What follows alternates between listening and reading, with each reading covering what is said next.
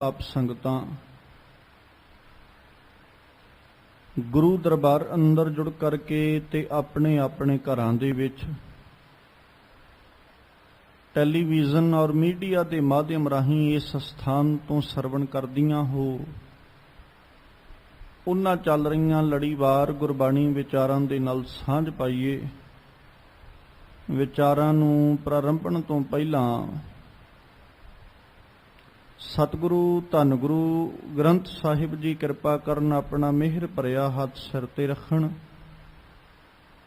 ਸਤਿਗੁਰੂ ਆਪ ਰਸਨਾ ਉੱਤੇ ਵਰਤ ਕਰਕੇ ਆਪਣੀ ਬਾਣੀ ਆਪਣੇ ਸ਼ਬਦ ਦੀ ਵਿਚਾਰ ਕਰਵਾ ਲੈਣ ਔਰ ਆਪ ਸਰਬੱਤ ਸੰਗਤ ਬਖਸ਼ੋ ਅਸੀਸ। ਕੋਈ ਰਸਨਾ ਵਾਂਝੀ ਨਾ ਰਹੇ। ਦੋਵੇਂ ਹੱਥ ਜੋੜ ਆਪਣੀਆਂ ਮਨ ਔਰ ਬਿਰਤੀਆਂ ਇਕਾਗਰ ਕਰਦਿਆਂ ਹੋਇਆਂ ਲਵਾਓ ਗੁਰੂ ਚਰਨਾਂ ਵਿੱਚ ਹਾਜ਼ਰੀ। ਅਦਬ ਸਹਿਤ ਸਰਬੱਤ ਸੰਗਤ ਮਿਲ ਕਰਕੇ ਉਚਾਰਨ ਕਰੋ ਜੇ ਸਤਨਾਮ ਸ੍ਰੀ ਵਾਹਿਗੁਰੂ ਸਾਹਿਬ ਜੀ। ਇੱਕ ਵਾਰ ਫਿਰ ਕਰੋ ਰਸਨਾਵਾਂ ਪਵਿੱਤਰ ਔਰ ਮਿਲ ਕੇ ਆਖੋ ਜੀ ਸਤਨਾਮ ਸ੍ਰੀ ਵਾਹਿਗੁਰੂ ਸਾਹਿਬ ਜੀ। ਵਾਹਿਗੁਰੂ ਸਾਹਿਬ ਜੀ। ਸਵਈਏ ਮਹੱਲੇ ਤੀਜੇ ਕੇ ਇਕ ਓੰਕਾਰ ਸਤ ਗੁਰ ਪ੍ਰਸਾਦ ਭਿਖੇ ਕੇ। ਗੁਰ ਗਿਆਨ ਅਰ ਧਿਆਨ ਤਤ ਸਿਉ ਤਤ ਮਿਲਾਵੈ।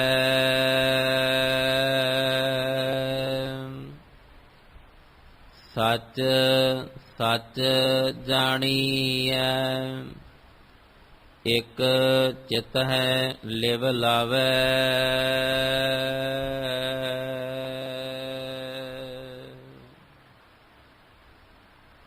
ਜਿਸ ਪਵਨ ਸ਼ਬਦ ਦਾ ਪਾਠ ਆਪ ਸੰਗਤ ਨੇ ਬੜੇ ਅਦਬ ਸਤਿਕਾਰ ਦੇ ਨਾਲ ਮਾਨਯੋਗ ਭਾਈ ਸਾਹਿਬ ਹੋਰਾਂ ਪਾਸੋਂ ਸਰਵਣ ਕੀਤਾ ਹੈ। ਇਹ ਪਾਵਨ ਬਚਨ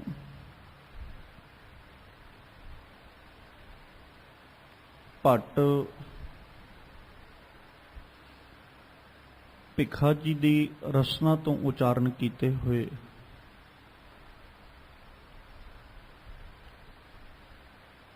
ਗੁਰੂ ਗ੍ਰੰਥ ਸਾਹਿਬ ਪਾਤਸ਼ਾਹ ਜੀ ਦੇ ਪਾਵਨ ਅੰਗ 1395 ਔਰ 96 ਦੇ ਉੱਪਰ ਸੁਭਾਇਮਾਨ ਹੈ।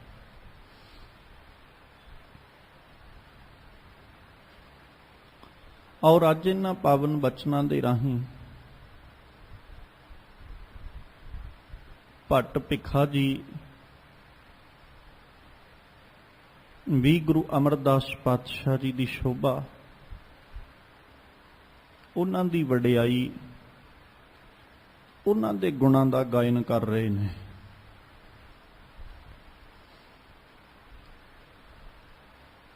ਔਰ ਸਭ ਤੋਂ ਪਹਿਲਾਂ ਜੋ ਜ਼ਿਕਰ ਉਹਨਾਂ ਨੇ ਕੀਤਾ ਗਿਆਨ ਔਰ ਧਿਆਨ ਦਾ,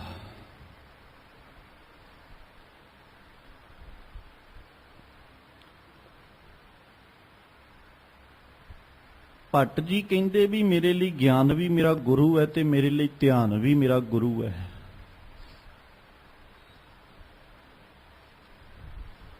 ਹੁਣ ਥੋੜਾ ਜਿਹਾ ਤਵੱਜੋ ਦੇ ਕੇ ਸਮਝਿਓ। ਅਸੀਂ ਧਿਆਨ ਉਦੋਂ ਹੀ ਜੋੜ ਸਕਦੇ ਹਾਂ ਜਦੋਂ ਸਾਡੇ ਕੋਲ ਗਿਆਨ ਹੋਏਗਾ।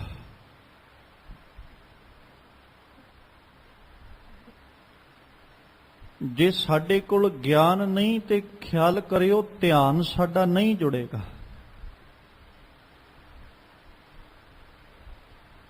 ਕਿਸੇ ਵੀ ਚੀਜ਼ ਨੂੰ ਲੈ ਕੇ ਜਾਂ ਕਿਸੇ ਵੀ ਵਸਤੂ ਨੂੰ ਲੈ ਕੇ ਜਾਂ ਕਿਸੇ ਪਦਾਰਥ ਨੂੰ ਲੈ ਕੇ ਇੱਥੋਂ ਤੱਕ ਜੇ ਅਸੀਂ ਕਿਸੇ ਮੰਜ਼ਲ ਨੂੰ ਲੈ ਕੇ ਵੀ ਤੁਰਦੇ ਆ ਨਾ,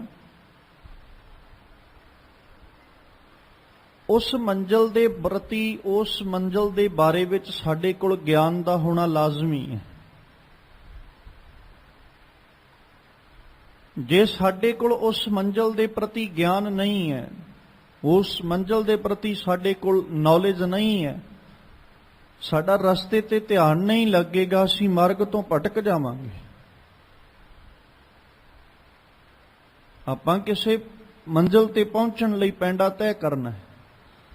ਹੁਣ ਸੁਭਾਵਿਕ ਜਿਹੀ ਗੱਲ ਹੈ, ਜਿਸ ਥਾਂ ਦੇ ਉੱਤੇ ਅਸੀਂ ਪਹਿਲੀ ਵਾਰ ਜਾਣਾ ਹੋਵੇ ਤੇ ਅਸੀਂ ਉਹਦੇ ਬਾਰੇ ਵਿੱਚ ਆਸ-ਪਾਸ ਦੇ ਮਨੁੱਖਾਂ ਕੋਲੋਂ, ਆਪਣੇ ਦੋਸਤਾਂ ਮਿੱਤਰਾਂ ਦੇ ਦਾਇਰੇ ਵਿੱਚੋਂ ਪੁੱਛਣ ਦਾ ਯਤਨ ਕਰਦੇ ਆਂ ਵੀ ਭਾਈ ਮੈਂ ਫਲਾਣੀ ਥਾਂ ਤੇ ਜਾਣਾ, ਤੁਹਾਡੇ ਵਿੱਚੋਂ ਕੋਈ ਗਿਆ ਕਿ ਨਹੀਂ ਗਿਆ?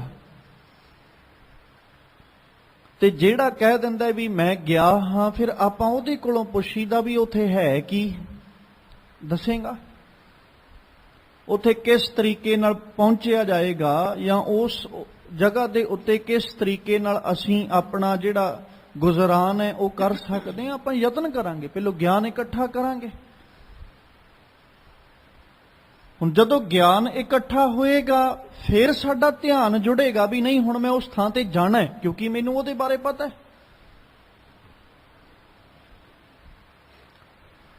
ਗਿਆਨ ਇਕੱਠਾ ਹੋ ਜਾਂਦਾ ਹੈ। ਗਿਆਨ ਜਦੋਂ ਸਾਡੇ ਕੋਲ ਆ ਜਾਂਦਾ ਹੈ ਉਦੋਂ ਹੀ ਧਿਆਨ ਜੁੜਦਾ ਹੈ। ਜੇ ਸਾਡੇ ਕੋਲ ਗਿਆਨ ਨਹੀਂ ਤੇ ਧਿਆਨ ਵੀ ਨਹੀਂ। ਹੁਣ ਵੇਖੋ ਨਾ, ਇੱਕ ਬੰਦਾ ਅਜੇ ਵਹੀਕਲ ਚਲਾਉਣ ਦੇ ਵਿੱਚ ਪੂਰਾ ਗਿਆਨਵਾਨ ਨਹੀਂ, ਉਹਦੇ ਕੋਲ ਬਹੁਤਾ ਅਨੁਭਵ ਨਹੀਂ ਹੈ, ਉਹਦੇ ਕੋਲ ਬਹੁਤਾ ਐਕਸਪੀਰੀਅੰਸ ਨਹੀਂ, ਉਹਨੂੰ ਗਿਆਨ ਨਹੀਂ ਹੈ।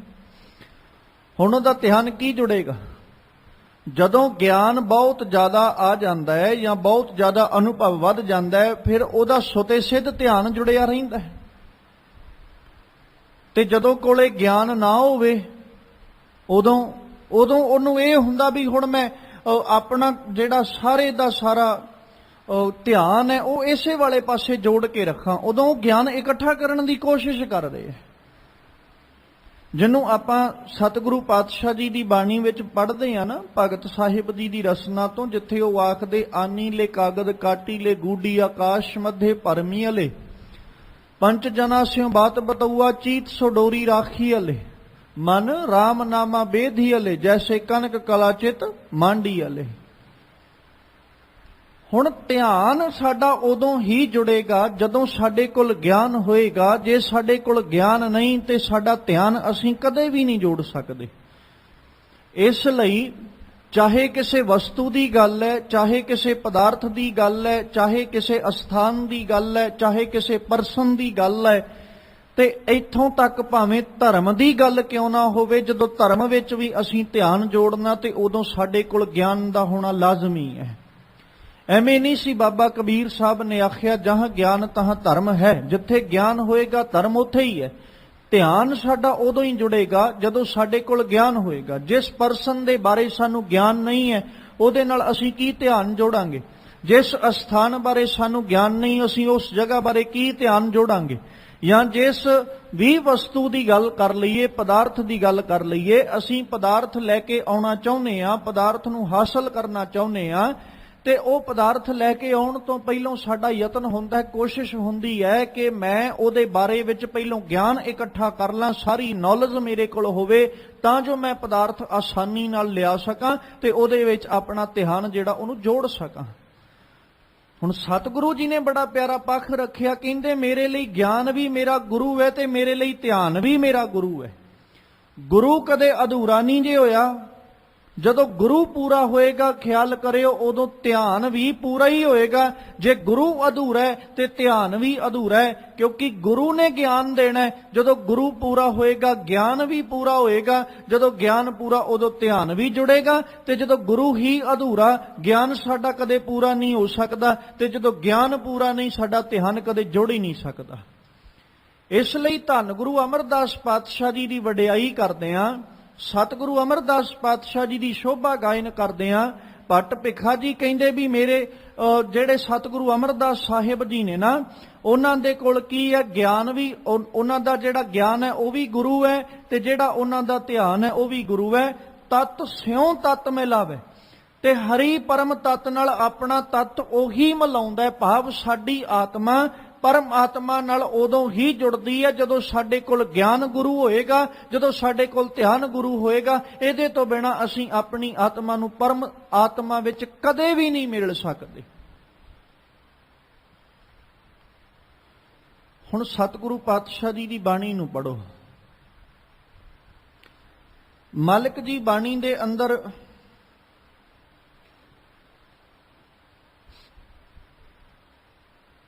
ਇੱਕ ਥਾਂ ਤੇ ਬੜਾ ਪਿਆਰਾ ਜ਼ਿਕਰ ਕਰਦੇ,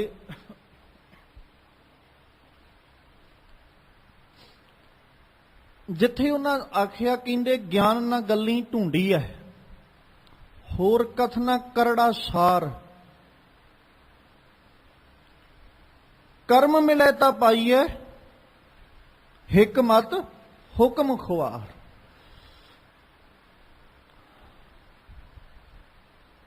ਗੱਲਾਂ ਨਾਲ ਤੇ ਗਿਆਨ ਮਿਲਣਾ ਕੋਈ ਨਹੀਂ। ਗਿਆਨ ਨਾ ਗੱਲੀ ਢੂੰਡੀ ਹੈ, ਤੇ ਗਿਆਨ ਤੋਂ ਬਿਨਾਂ ਕਿਸੇ ਚੀਜ਼ ਨੂੰ ਕਥਨ ਕਰਨਾ ਕੀ ਹੈ, ਕਰੜਾ ਸਾਰ, ਬੜਾ ਔਖਾ ਹੈ, ਨਹੀਂ ਕਥਨ ਕਰ ਸਕਦੇ। ਮੰਨ ਲਓ ਇੱਕ ਪ੍ਰੋਡਕਟ, ਇੱਕ ਪਦਾਰਥ ਸਾਡੇ ਹੱਥ 'ਚ ਹੈ, ਅਸੀਂ ਖਰੀਦਿਆ, ਜਾਂ ਬਹੁਤੀ ਗੱਲ ਕਰ ਲਓ, ਸਾਡੇ ਹੱਥ ਵਿੱਚ ਸੈੱਲ ਫੋਨ ਹੈ, ਮੋਬਾਈਲ ਫੋਨ ਹੈ। ਉਹ ਹੱਥ ਵਿੱਚ ਫੜਿਆ, ਬਸ ਇੰਨਾ ਹੀ ਪਤਾ ਵੀ ਇਹਨੂੰ ਮੋਬਾਈਲ ਕਹਿੰਦੇ ਨੇ। ਉਹ ਕਿਵੇਂ ਚੱਲਣਾ, ਕਿਵੇਂ ਉਹਨੂੰ ਚਲਾਉਣਾ, ਕਿੱਦਾਂ ਉਹਦੀ ਪਾਵਰ ਆਨ ਹੋਣੀ ਹੈ, ਕਿੱਦਾਂ ਉਹਦੀ ਪਾਵਰ ਆਫ ਹੋਣੀ ਹੈ, ਕੋਈ ਨੌਲੇਜ ਨਹੀਂ, ਕੋਈ ਗਿਆਨ ਨਹੀਂ। ਤੇ ਹੁਣ ਕੋਈ ਬੰਦਾ ਆ ਕੇ ਸਾਨੂੰ ਆਖੇ ਵੀ ਸੱਜਣਾ ਤੇਰੇ ਕੋਲ ਮੋਬਾਈਲ ਹੈ ਤੇ ਮੈਨੂੰ ਚਲਾਉਣਾ ਸਿਖਾ ਦੇ, ਤੇ ਸਿਖਾ ਦਾਂਗੇ। ਹੁਣ ਮੇਰੇ ਹੱਥ ਵਿੱਚ ਮੋਬਾਈਲ ਫੋਨ ਹੈ, ਮੈਨੂੰ ਪਤਾ ਨਹੀਂ ਵੀ ਉਹਨੇ ਔਨ ਕਿੱਥੋਂ ਹੋਣਾ, ਉਹਨੇ ਆਫ ਕਿੱਥੋਂ ਹੋਣਾ। ਮੈਨੂੰ ਇਹ ਵੀ ਨਹੀਂ ਪਤਾ ਵੀ ਜੇ ਕਿਸੇ ਦੀ ਕਾਲ ਆ ਗਈ, ਕਿਸੇ ਦਾ ਫੋਨ ਆ ਗਿਆ, ਤੇ ਮੈਂ ਚੁੱਕਣਾ ਕਿੱਦਾਂ। ਤੇ ਜੇ ਕਿਸੇ ਦਾ ਫੋਨ ਮੈਨੂੰ ਚੁੱਕ ਕੇ ਕਿਸੇ ਨੇ ਦੇਤਾ, ਕਿਸੇ ਦੀ ਕਾਲ ਅਟੈਂਡ ਕਰਕੇ ਮੈਨੂੰ ਦੇਤੀ, ਜੇ ਜਦੋਂ ਅਗਲਾ ਕਹਿ ਦੇ ਵੀ ਸੱਜਣਾ ਹੁਣ ਕੱਟ ਦੇ, ਤੇ ਉਦੋਂ ਕੱਟਣ ਦੀ ਜਦੋਂ ਵਾਰੀ ਆਵੇ ਤੇ ਮੈਨੂੰ ਇਹ ਨਹੀਂ ਪਤਾ ਵੀ ਉਹਨੂੰ ਕੱਟਣਾ ਕਿੱਦਾਂ। ਤੇ ਮੇਰੇ ਕੋਲ ਆ ਕੇ 10 ਬੰਦੇ ਖੜੋ ਜਾਣ ਤੇ ਆ ਕੇ ਕਹਿਣ ਵੀ ਭਾਈ ਤੇਰੇ ਕੋਲ ਮੋਬਾਈਲ ਹੈ, ਤੇ ਮੈਂ ਸੁਣਿਆ ਵੀ ਮੋਬਾਈਲ ਵੀ ਬੜਾ ਵਧੀਆ ਰੱਖਿਆ ਤੂੰ ਏਦਾਂ ਕਰ, ਸਾਨੂੰ ਚਲਾਉਣਾ ਸਿਖਾ ਦੇ, ਅਸੀਂ ਵੀ ਲੈ ਆਈਏ। ਤੇ ਕੀ ਸਿਖਾ ਦਾਂਗੇ ਅਸੀਂ? ਸਾਡੇ ਕੋਲ ਗਿਆਨ ਹੀ ਨਹੀਂ। ਜਦੋਂ ਮੇਰੇ ਕੋਲ ਗਿਆਨ ਹੀ ਨਹੀਂ ਹੈ, ਮੈਨੂੰ ਪਤਾ ਹੀ ਨਹੀਂ ਵੀ ਚਲਾਈਦਾ ਕਿੱਦਾਂ ਜਾਂ ਕਿਸ ਤਰੀਕੇ ਨਾਲ ਉਹਨੂੰ ਔਨ ਕਰੀਦਾ, ਤੇ ਮੈਂ ਦੂਜੇ ਨੂੰ ਕੀ ਦੱਸਾਂਗਾ? ਸੁਭਾਵਿਕ ਜਿਹੀ ਗੱਲ ਹੈ, ਜਦੋਂ ਮੇਰੇ ਕੋਲ ਸਿੱਖਣ ਆਉਣਗੇ ਮੈਂ ਉਹਨਾਂ ਨੂੰ ਕੀ ਕਵਾਂਗਾ, ਭਾਈ ਮੈਨੂੰ ਨਹੀਂ ਜੇ ਚਲਾਉਣਾ ਆਉਂਦਾ, ਆ ਮੇਰੇ ਤੇ ਹੱਥ ਵਿੱਚ ਫੜਿਆ, ਜੇ ਕਿਸੇ ਦਾ ਫੋਨ ਆ ਜਾਂਦਾ ਤੇ ਮੈਂ ਨਾਲ ਬੈਠੇ ਬੰਦੇ ਨੂੰ ਕਹਿ ਦਿੰਦਾ ਵੀ ਸੱਜਣਾ ਦੱਸ ਚੁੱਕੀ ਦਾ ਕਿੱਦਾਂ। ਤੇ ਜਦੋਂ ਕੋਈ ਫੋਨ ਕੱਟਣ ਦੀ ਵਾਰੀ ਆਉਂਦੀ ਤੇ ਫਿਰ ਮੈਂ ਦੂਜੇ ਬੰਦੇ ਨੂੰ ਕਹਿ ਦਿੰਦਾ ਵੀ ਹੁਣ ਭਾਈ ਕੱਟ ਵੀ ਦੇ, ਨਾ ਮੈਨੂੰ ਚੁੱਕਣਾ ਆਉਂਦਾ ਤੇ ਨਾ ਕੱਟਣਾ, ਮੈਨੂੰ ਨਹੀਂ ਜੇ ਚਲਾਉਣਾ ਆਉਂਦਾ, ਕੋਈ ਦੂਜੀ ਥਾਂ ਲੱਭ ਲਓ ਜਿਹੜਾ ਤੁਹਾਨੂੰ ਦੱਸ ਦੇ, ਕੋਈ ਦੂਜਾ ਪਰਸਨ ਲੱਭੋ ਜਿਹੜਾ ਤੁਹਾਨੂੰ ਸਿਖਾ ਦੇ, ਮੈਂ ਨਹੀਂ ਜੇ ਸਿਖਾ ਸਕਦਾ ਜਦੋਂ ਗਿਆਨ ਹੀ ਨਹੀਂ ਹੈ ਸਾਡੇ ਕੋਲ। ਇਸ ਲਈ ਗੱਲਾਂ ਦੇ ਨਾਲ ਨਹੀਂ, ਸਤਿਗੁਰੂ ਕਹਿੰਦੇ ਕਰਮ ਮਿਲੇ ਤਾਂ ਪਾਈ ਹੈ। ਜਦੋਂ ਬਖਸ਼ਿਸ਼ ਹੁੰਦੀ ਹੈ ਨਾ, ਰਹਿਮਤ ਵਰਤਦੀ ਹੈ, ਉਦੋਂ ਹੀ ਗਿਆਨ ਦੀ ਪ੍ਰਾਪਤੀ ਹੁੰਦੀ, ਉਦੋਂ ਹੀ ਸਾਨੂੰ ਗਿਆਨ ਜਿਹੜਾ ਉਹ ਮਿਲਦਾ, ਉਦੋਂ ਹੀ ਗਿਆਨ ਗੁਰੂ ਦਾ ਸਾਡੀ ਝੋਲੀ ਵਿੱਚ ਪੈਂਦਾ, ਉਦੋਂ ਬਿਨਾਂ ਨਹੀਂ। ਅਸੀਂ ਜਿੰਨਾ ਮਰਜ਼ੀ ਯਤਨ ਕਰ ਲਈਏ, ਪਰ ਜਦੋਂ ਗਿਆਨ ਜੀਵਨ ਦੇ ਵਿੱਚ ਆਉਂਦਾ ਹੈ ਨਾ, ਫਿਰ ਬਾਬਾ ਕਬੀਰ ਸਾਹਿਬ ਦਾ ਇੱਕ ਬਚਨ ਜਿਹੜਾ ਆਪ ਜੀ ਦੀਆਂ ਰਸਨਾਵਾਂ ਤੇ ਰਹਿੰਦਾ ਹੈ, ਜਿੱਥੇ ਉਹ ਕਹਿ ਦਿੰਦੇ, ਦੇਖੋ ਭਾਈ ਗਿਆਨ ਕੀ ਆਈ ਆਂਧੀ, ਹੁਣ ਸਭੇ ਉਡਾਨੀ ਭ੍ਰਮ ਕੀ ਟਾਟੀ ਰਹੇ ਨਾ ਮਾਇਆ ਬਾਂਧੀ, ਦੁਚਿੱਤੇ ਕੀ ਦੋਇ ਧੂਨ ਗਰਾਨੀ, ਮੋਹ ਬਲੇਂਡਾ ਟੂਟਾ, ਤ੍ਰਿਸ਼ਨਾ ਸ਼ਾਨ ਪਰੀ, ਤਿਸ ਉਪਰ ਦੁਰਮਤ ਭਾਂਡਾ ਫੂਟਾ, ਆਂਧੀ ਪਾਛਾ ਜੋ ਜਲ ਬਰਖੈ ਤੇ ਤੇਰਾ ਜਨ ਭੀਨਾ। ਤਾਂ ਸਤਿਗੁਰੂ ਭਗਤ ਕਬੀਰ ਸਾਹਿਬ ਜੀ ਕਹਿੰਦੇ ਕਿ ਹੇ ਅਕਾਲ ਪੁਰਖ ਪਾਤਸ਼ਾਹ, ਤੁਹਾਡੀ ਬਖਸ਼ਿਸ਼ ਦੇ ਸਦਕਾ, ਤੁਹਾਡੀ ਰਹਿਮਤ ਦੇ ਸਦਕਾ ਮੇਰੇ ਜੀਵਨ ਵਿੱਚ ਗਿਆਨ ਦੀ ਐਸੀ ਹਨੇਰੀ ਆਈ, ਐਸਾ ਤੂਫਾਨ ਆਇਆ, ਉਹ ਗਿਆਨ ਦੇ ਤੂਫਾਨ ਨੇ ਸਾਰਾ ਕੁਝ ਹੀ ਉਡਾ ਕੇ ਰੱਖਤਾ। ਹੁਣ ਉਸ ਤੂਫਾਨ ਤੋਂ ਬਾਅਦ ਵਿੱਚ ਕਿਉਂਕਿ ਜਦੋਂ ਤੱਕ ਸਾਡੇ ਕੋਲ ਭਰਮ ਹੈ, ਜਦੋਂ ਤੱਕ ਅਸੀਂ ਭੁਲੇਖਿਆਂ ਦੀ ਛੱਪਰੀ ਦੇ ਹੇਠਾਂ ਲੁਕ ਕੇ ਬੈਠੇ ਆ, ਜਿੰਨਾ ਚਿਰ ਅਸੀਂ ਤ੍ਰਿਸ਼ਨਾ ਦੀ ਛੰਨ ਦੇ ਵਿੱਚ ਲੁਕ ਕੇ ਬੈਠੇ ਆ, ਉਹਨਾਂ ਚਿਰ ਅਸੀਂ ਜੇ ਵਰਖਾ ਦੀਆਂ ਬੂੰਦਾਂ ਹੋਣਗੀਆਂ ਵੀ ਤੇ ਅਸੀਂ ਕਦੇ ਭਿੱਜਾਂਗੇ ਨਹੀਂ। ਤੇ ਭਗਤ ਕਬੀਰ ਸਾਹਿਬ ਨੇ ਪਹਿਲਾਂ ਜ਼ਿਕਰ ਕੀਤਾ, ਕਹਿੰਦੇ ਗਿਆਨ ਦਾ ਤੂਫਾਨ ਆਇਆ, ਗਿਆਨ ਦੇ ਤੂਫਾਨ ਨੇ ਕੀ ਕੀਤਾ, ਸਭੇ ਉਡਾਨੀ ਭ੍ਰਮ ਕੀ ਟਾਟੀ, ਸਾਰਾ ਕੁਝ ਹੀ ਉਡਾ ਕੇ ਲੈ ਗਈ। ਰਹੇ ਨਾ ਮਾਇਆ ਬਾਂਧੀ, ਕੁਛ ਨਹੀਂ ਰਹਿ ਗਿਆ ਹੁਣ ਮੇਰੇ ਸਿਰ ਨੂੰ ਕਵਰ ਕਰਨ ਵਾਸਤੇ। ਦੁਚਿੱਤੇ ਕੀ ਦੋਇ ਥੂਨ ਗਿਰਾਨੀ, ਮੋਹ ਬਲੇਂਡਾ ਟੂਟਾ, ਤ੍ਰਿਸ਼ਨਾ ਸ਼ਾਨ ਪਰੀ ਤਿਸ ਉਪਰ ਦੁਰਮਤ ਭਾਂਡਾ ਫੂਟਾ। ਭੈੜੀ ਮਤ ਦਾ ਭਾਂਡੇ ਤੱਕ ਵੀ ਟੁੱਟ ਗਏ। ਤੇ ਭਗਤ ਕਬੀਰ ਸਾਹਿਬ ਕਹਿੰਦੇ, ਰੱਬ ਜੀ ਹੁਣ ਆਂਦੀ ਪਾਤਸ਼ਾਹ ਜੋ ਜਲ ਵਰਖ ਹੈ, ਉਹ ਤੂਫਾਨ ਤੋਂ ਬਾਅਦ ਜਿਹੜਾ ਤੁਹਾਡੀ ਕਿਰਪਾ ਦਾ ਮੀਂਹ ਪੈਣਾ ਹੈ ਨਾ, ਉਸ ਕਿਰਪਾ ਦੀ ਵਰਸ਼ਾ ਵਿੱਚ, ਉਸ ਕਿਰਪਾ ਦੀ ਬਾਰਿਸ਼ ਵਿੱਚ ਤੇ ਤੇਰਾ ਜਨ ਭੀਨਾ, ਉਹ ਬਾਰਿਸ਼ ਵਿੱਚ ਭਿੱਜਿਆ ਸਤਿਗੁਰੂ ਜੀਵਨ ਦੇ ਵਿੱਚ ਮੁਕਾਮ ਤੇ ਅੱਜ ਮਿਲਿਆ ਹੈ। ਕਿਉਂਕਿ ਰਹਿਮਤ ਦਾ ਮੀਂਹ ਅੱਜ ਮੈਂ ਆਪਣੇ ਉੱਤੇ ਪਵਾ ਕੇ ਵੇਖਿਆ। ਹੁਣ ਜੇ ਕੋਈ ਬੰਦਾ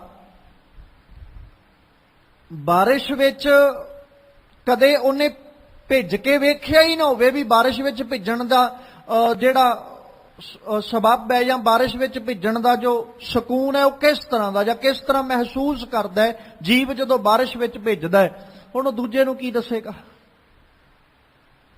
ਤੇ ਜਿਹੜਾ ਬੰਦਾ ਮੀਂਹ ਵਿੱਚ ਭਿੱਜਿਆ, ਜਿਹਨੂੰ ਪਤਾ ਵੀ ਮੀਂਹ ਵਿੱਚ ਭਿੱਜਣ ਦੇ ਨਾਲ ਕੀ ਕੁਝ ਮਹਿਸੂਸ ਹੁੰਦਾ, ਉਹੀ ਦੂਜੇ ਨੂੰ ਦੱਸੇਗਾ ਨਾ। ਭਗਤ ਕਬੀਰ ਸਾਹਿਬ ਕਹਿੰਦੇ, ਰੱਬ ਜੀ ਅੱਜ ਤੱਕ ਮੈਂ ਨਾ ਸੁਣਦਾ ਹੀ ਆਇਆ ਸਾਂ ਕਿ ਜਦੋਂ ਤੇਰੀ ਕਿਰਪਾ ਦੇ ਮੀਂਹ ਦੇ ਵਿੱਚ ਬੰਦਾ ਭਿੱਜਦਾ ਨਾ, ਜੀਵ ਭਿੱਜਦਾ ਹੈ ਤੇ ਜੀਵਨ ਵਿੱਚ ਕਿਸੇ ਤਰ੍ਹਾਂ ਦੀ ਭੁੱਖ ਨਹੀਂ ਰਹਿ ਜਾਂਦੀ। ਸਤਿਗੁਰੂ ਅੱਜ ਤੂੰ ਰਹਿਮਤ ਵਰਤਾਈ, ਅੱਜ ਕਿਰਪਾ ਦਾ ਮੀਂਹ ਮੇਰੇ ਉੱਤੇ ਵੀ ਪਿਆ, ਕਿਰਪਾ ਦੀ ਬਾਰਿਸ਼ ਮੇਰੇ ਉੱਤੇ ਵੀ ਪਈ। ਅੱਜ ਸੱਚਮੁੱਚ ਮਹਿਸੂਸ ਹੋਇਆ ਵੀ ਵਾਕਈ ਜਿਹੜਾ ਕਿਰਪਾ ਦੀ ਬਾਰਿਸ਼ ਵਿੱਚ ਭਿੱਜ ਜਾਂਦਾ ਹੈ ਨਾ, ਉਹ ਕਿਸੇ ਪੱਖ ਤੋਂ ਕਮਜ਼ੋਰ ਜਾਂ ਉਹ ਕਿਸੇ ਪੱਖ ਤੋਂ ਲੋੜਵੰਦ ਨਹੀਂ ਰਹਿ ਜਾਂਦਾ, ਉਹਦੀਆਂ ਸਾਰੀਆਂ ਹੀ ਲੋੜਾਂ ਪੂਰੀਆਂ ਹੋ ਜਾਂਦੀਆਂ ਜਿਹੜਾ ਤੇਰੀ ਕਿਰਪਾ ਦੀ ਬਾਰਿਸ਼ ਵਿੱਚ ਭਿੱਜ ਜਾਂਦਾ ਹੈ। ਗਿਆਨ ਦੀ ਹਨੇਰੀ ਨੇ ਜਦੋਂ ਆਉਣਾ। ਹੁਣ ਭੱਟ ਭਿੱਖਾ ਜੀ ਅੱਜ ਕਹਿ ਰਹੇ ਨੇ, ਕਹਿੰਦੇ ਗੁਰ ਗਿਆਨ ਅਰ ਧਿਆਨ, ਮੇਰਾ ਧਿਆਨ ਵੀ ਗੁਰੂ ਹੈ ਤੇ ਮੇਰਾ ਗਿਆਨ ਵੀ ਗੁਰੂ ਹੈ। ਹੁਣ ਖਿਆਲ ਕਰਿਓ, ਗੁਰੂ ਜਿਹੜਾ ਉਹ ਸਾਡੇ ਕੋਲ ਹੋਵੇ ਵੀ ਪੂਰਾ। ਮੈਂ ਜਿਹਨੂੰ ਉਸਤਾਦ ਧਾਰਨ ਕਰਨ ਲੱਗਿਆ ਉਹ ਆਪ ਹੀ ਸਿੱਖਦਾ ਹੋਵੇ ਤੇ ਮੈਂ ਉਹਦੇ ਕੋਲੋਂ ਕੀ ਸਿੱਖਾਂਗਾ ਜਾ ਕੇ। ਜਿਸ ਬੰਦੇ ਨੂੰ ਮੈਂ ਗੁਰੂ ਧਾਰਨ ਕਰਨ ਲੱਗਿਆ, ਇੰਨਾ ਕਦੇ ਮੈਨੂੰ ਭਰੋਸਾ ਹੋਵੇ ਨਾ ਵੀ ਮੇਰਾ ਗੁਰੂ ਹੈ ਜੀ, ਮੇਰਾ ਟੀਚਰ ਹੈ, ਇਹਦੇ ਕੋਲੋਂ ਮੈਨੂੰ ਗਿਆਨ ਮਿਲਣਾ।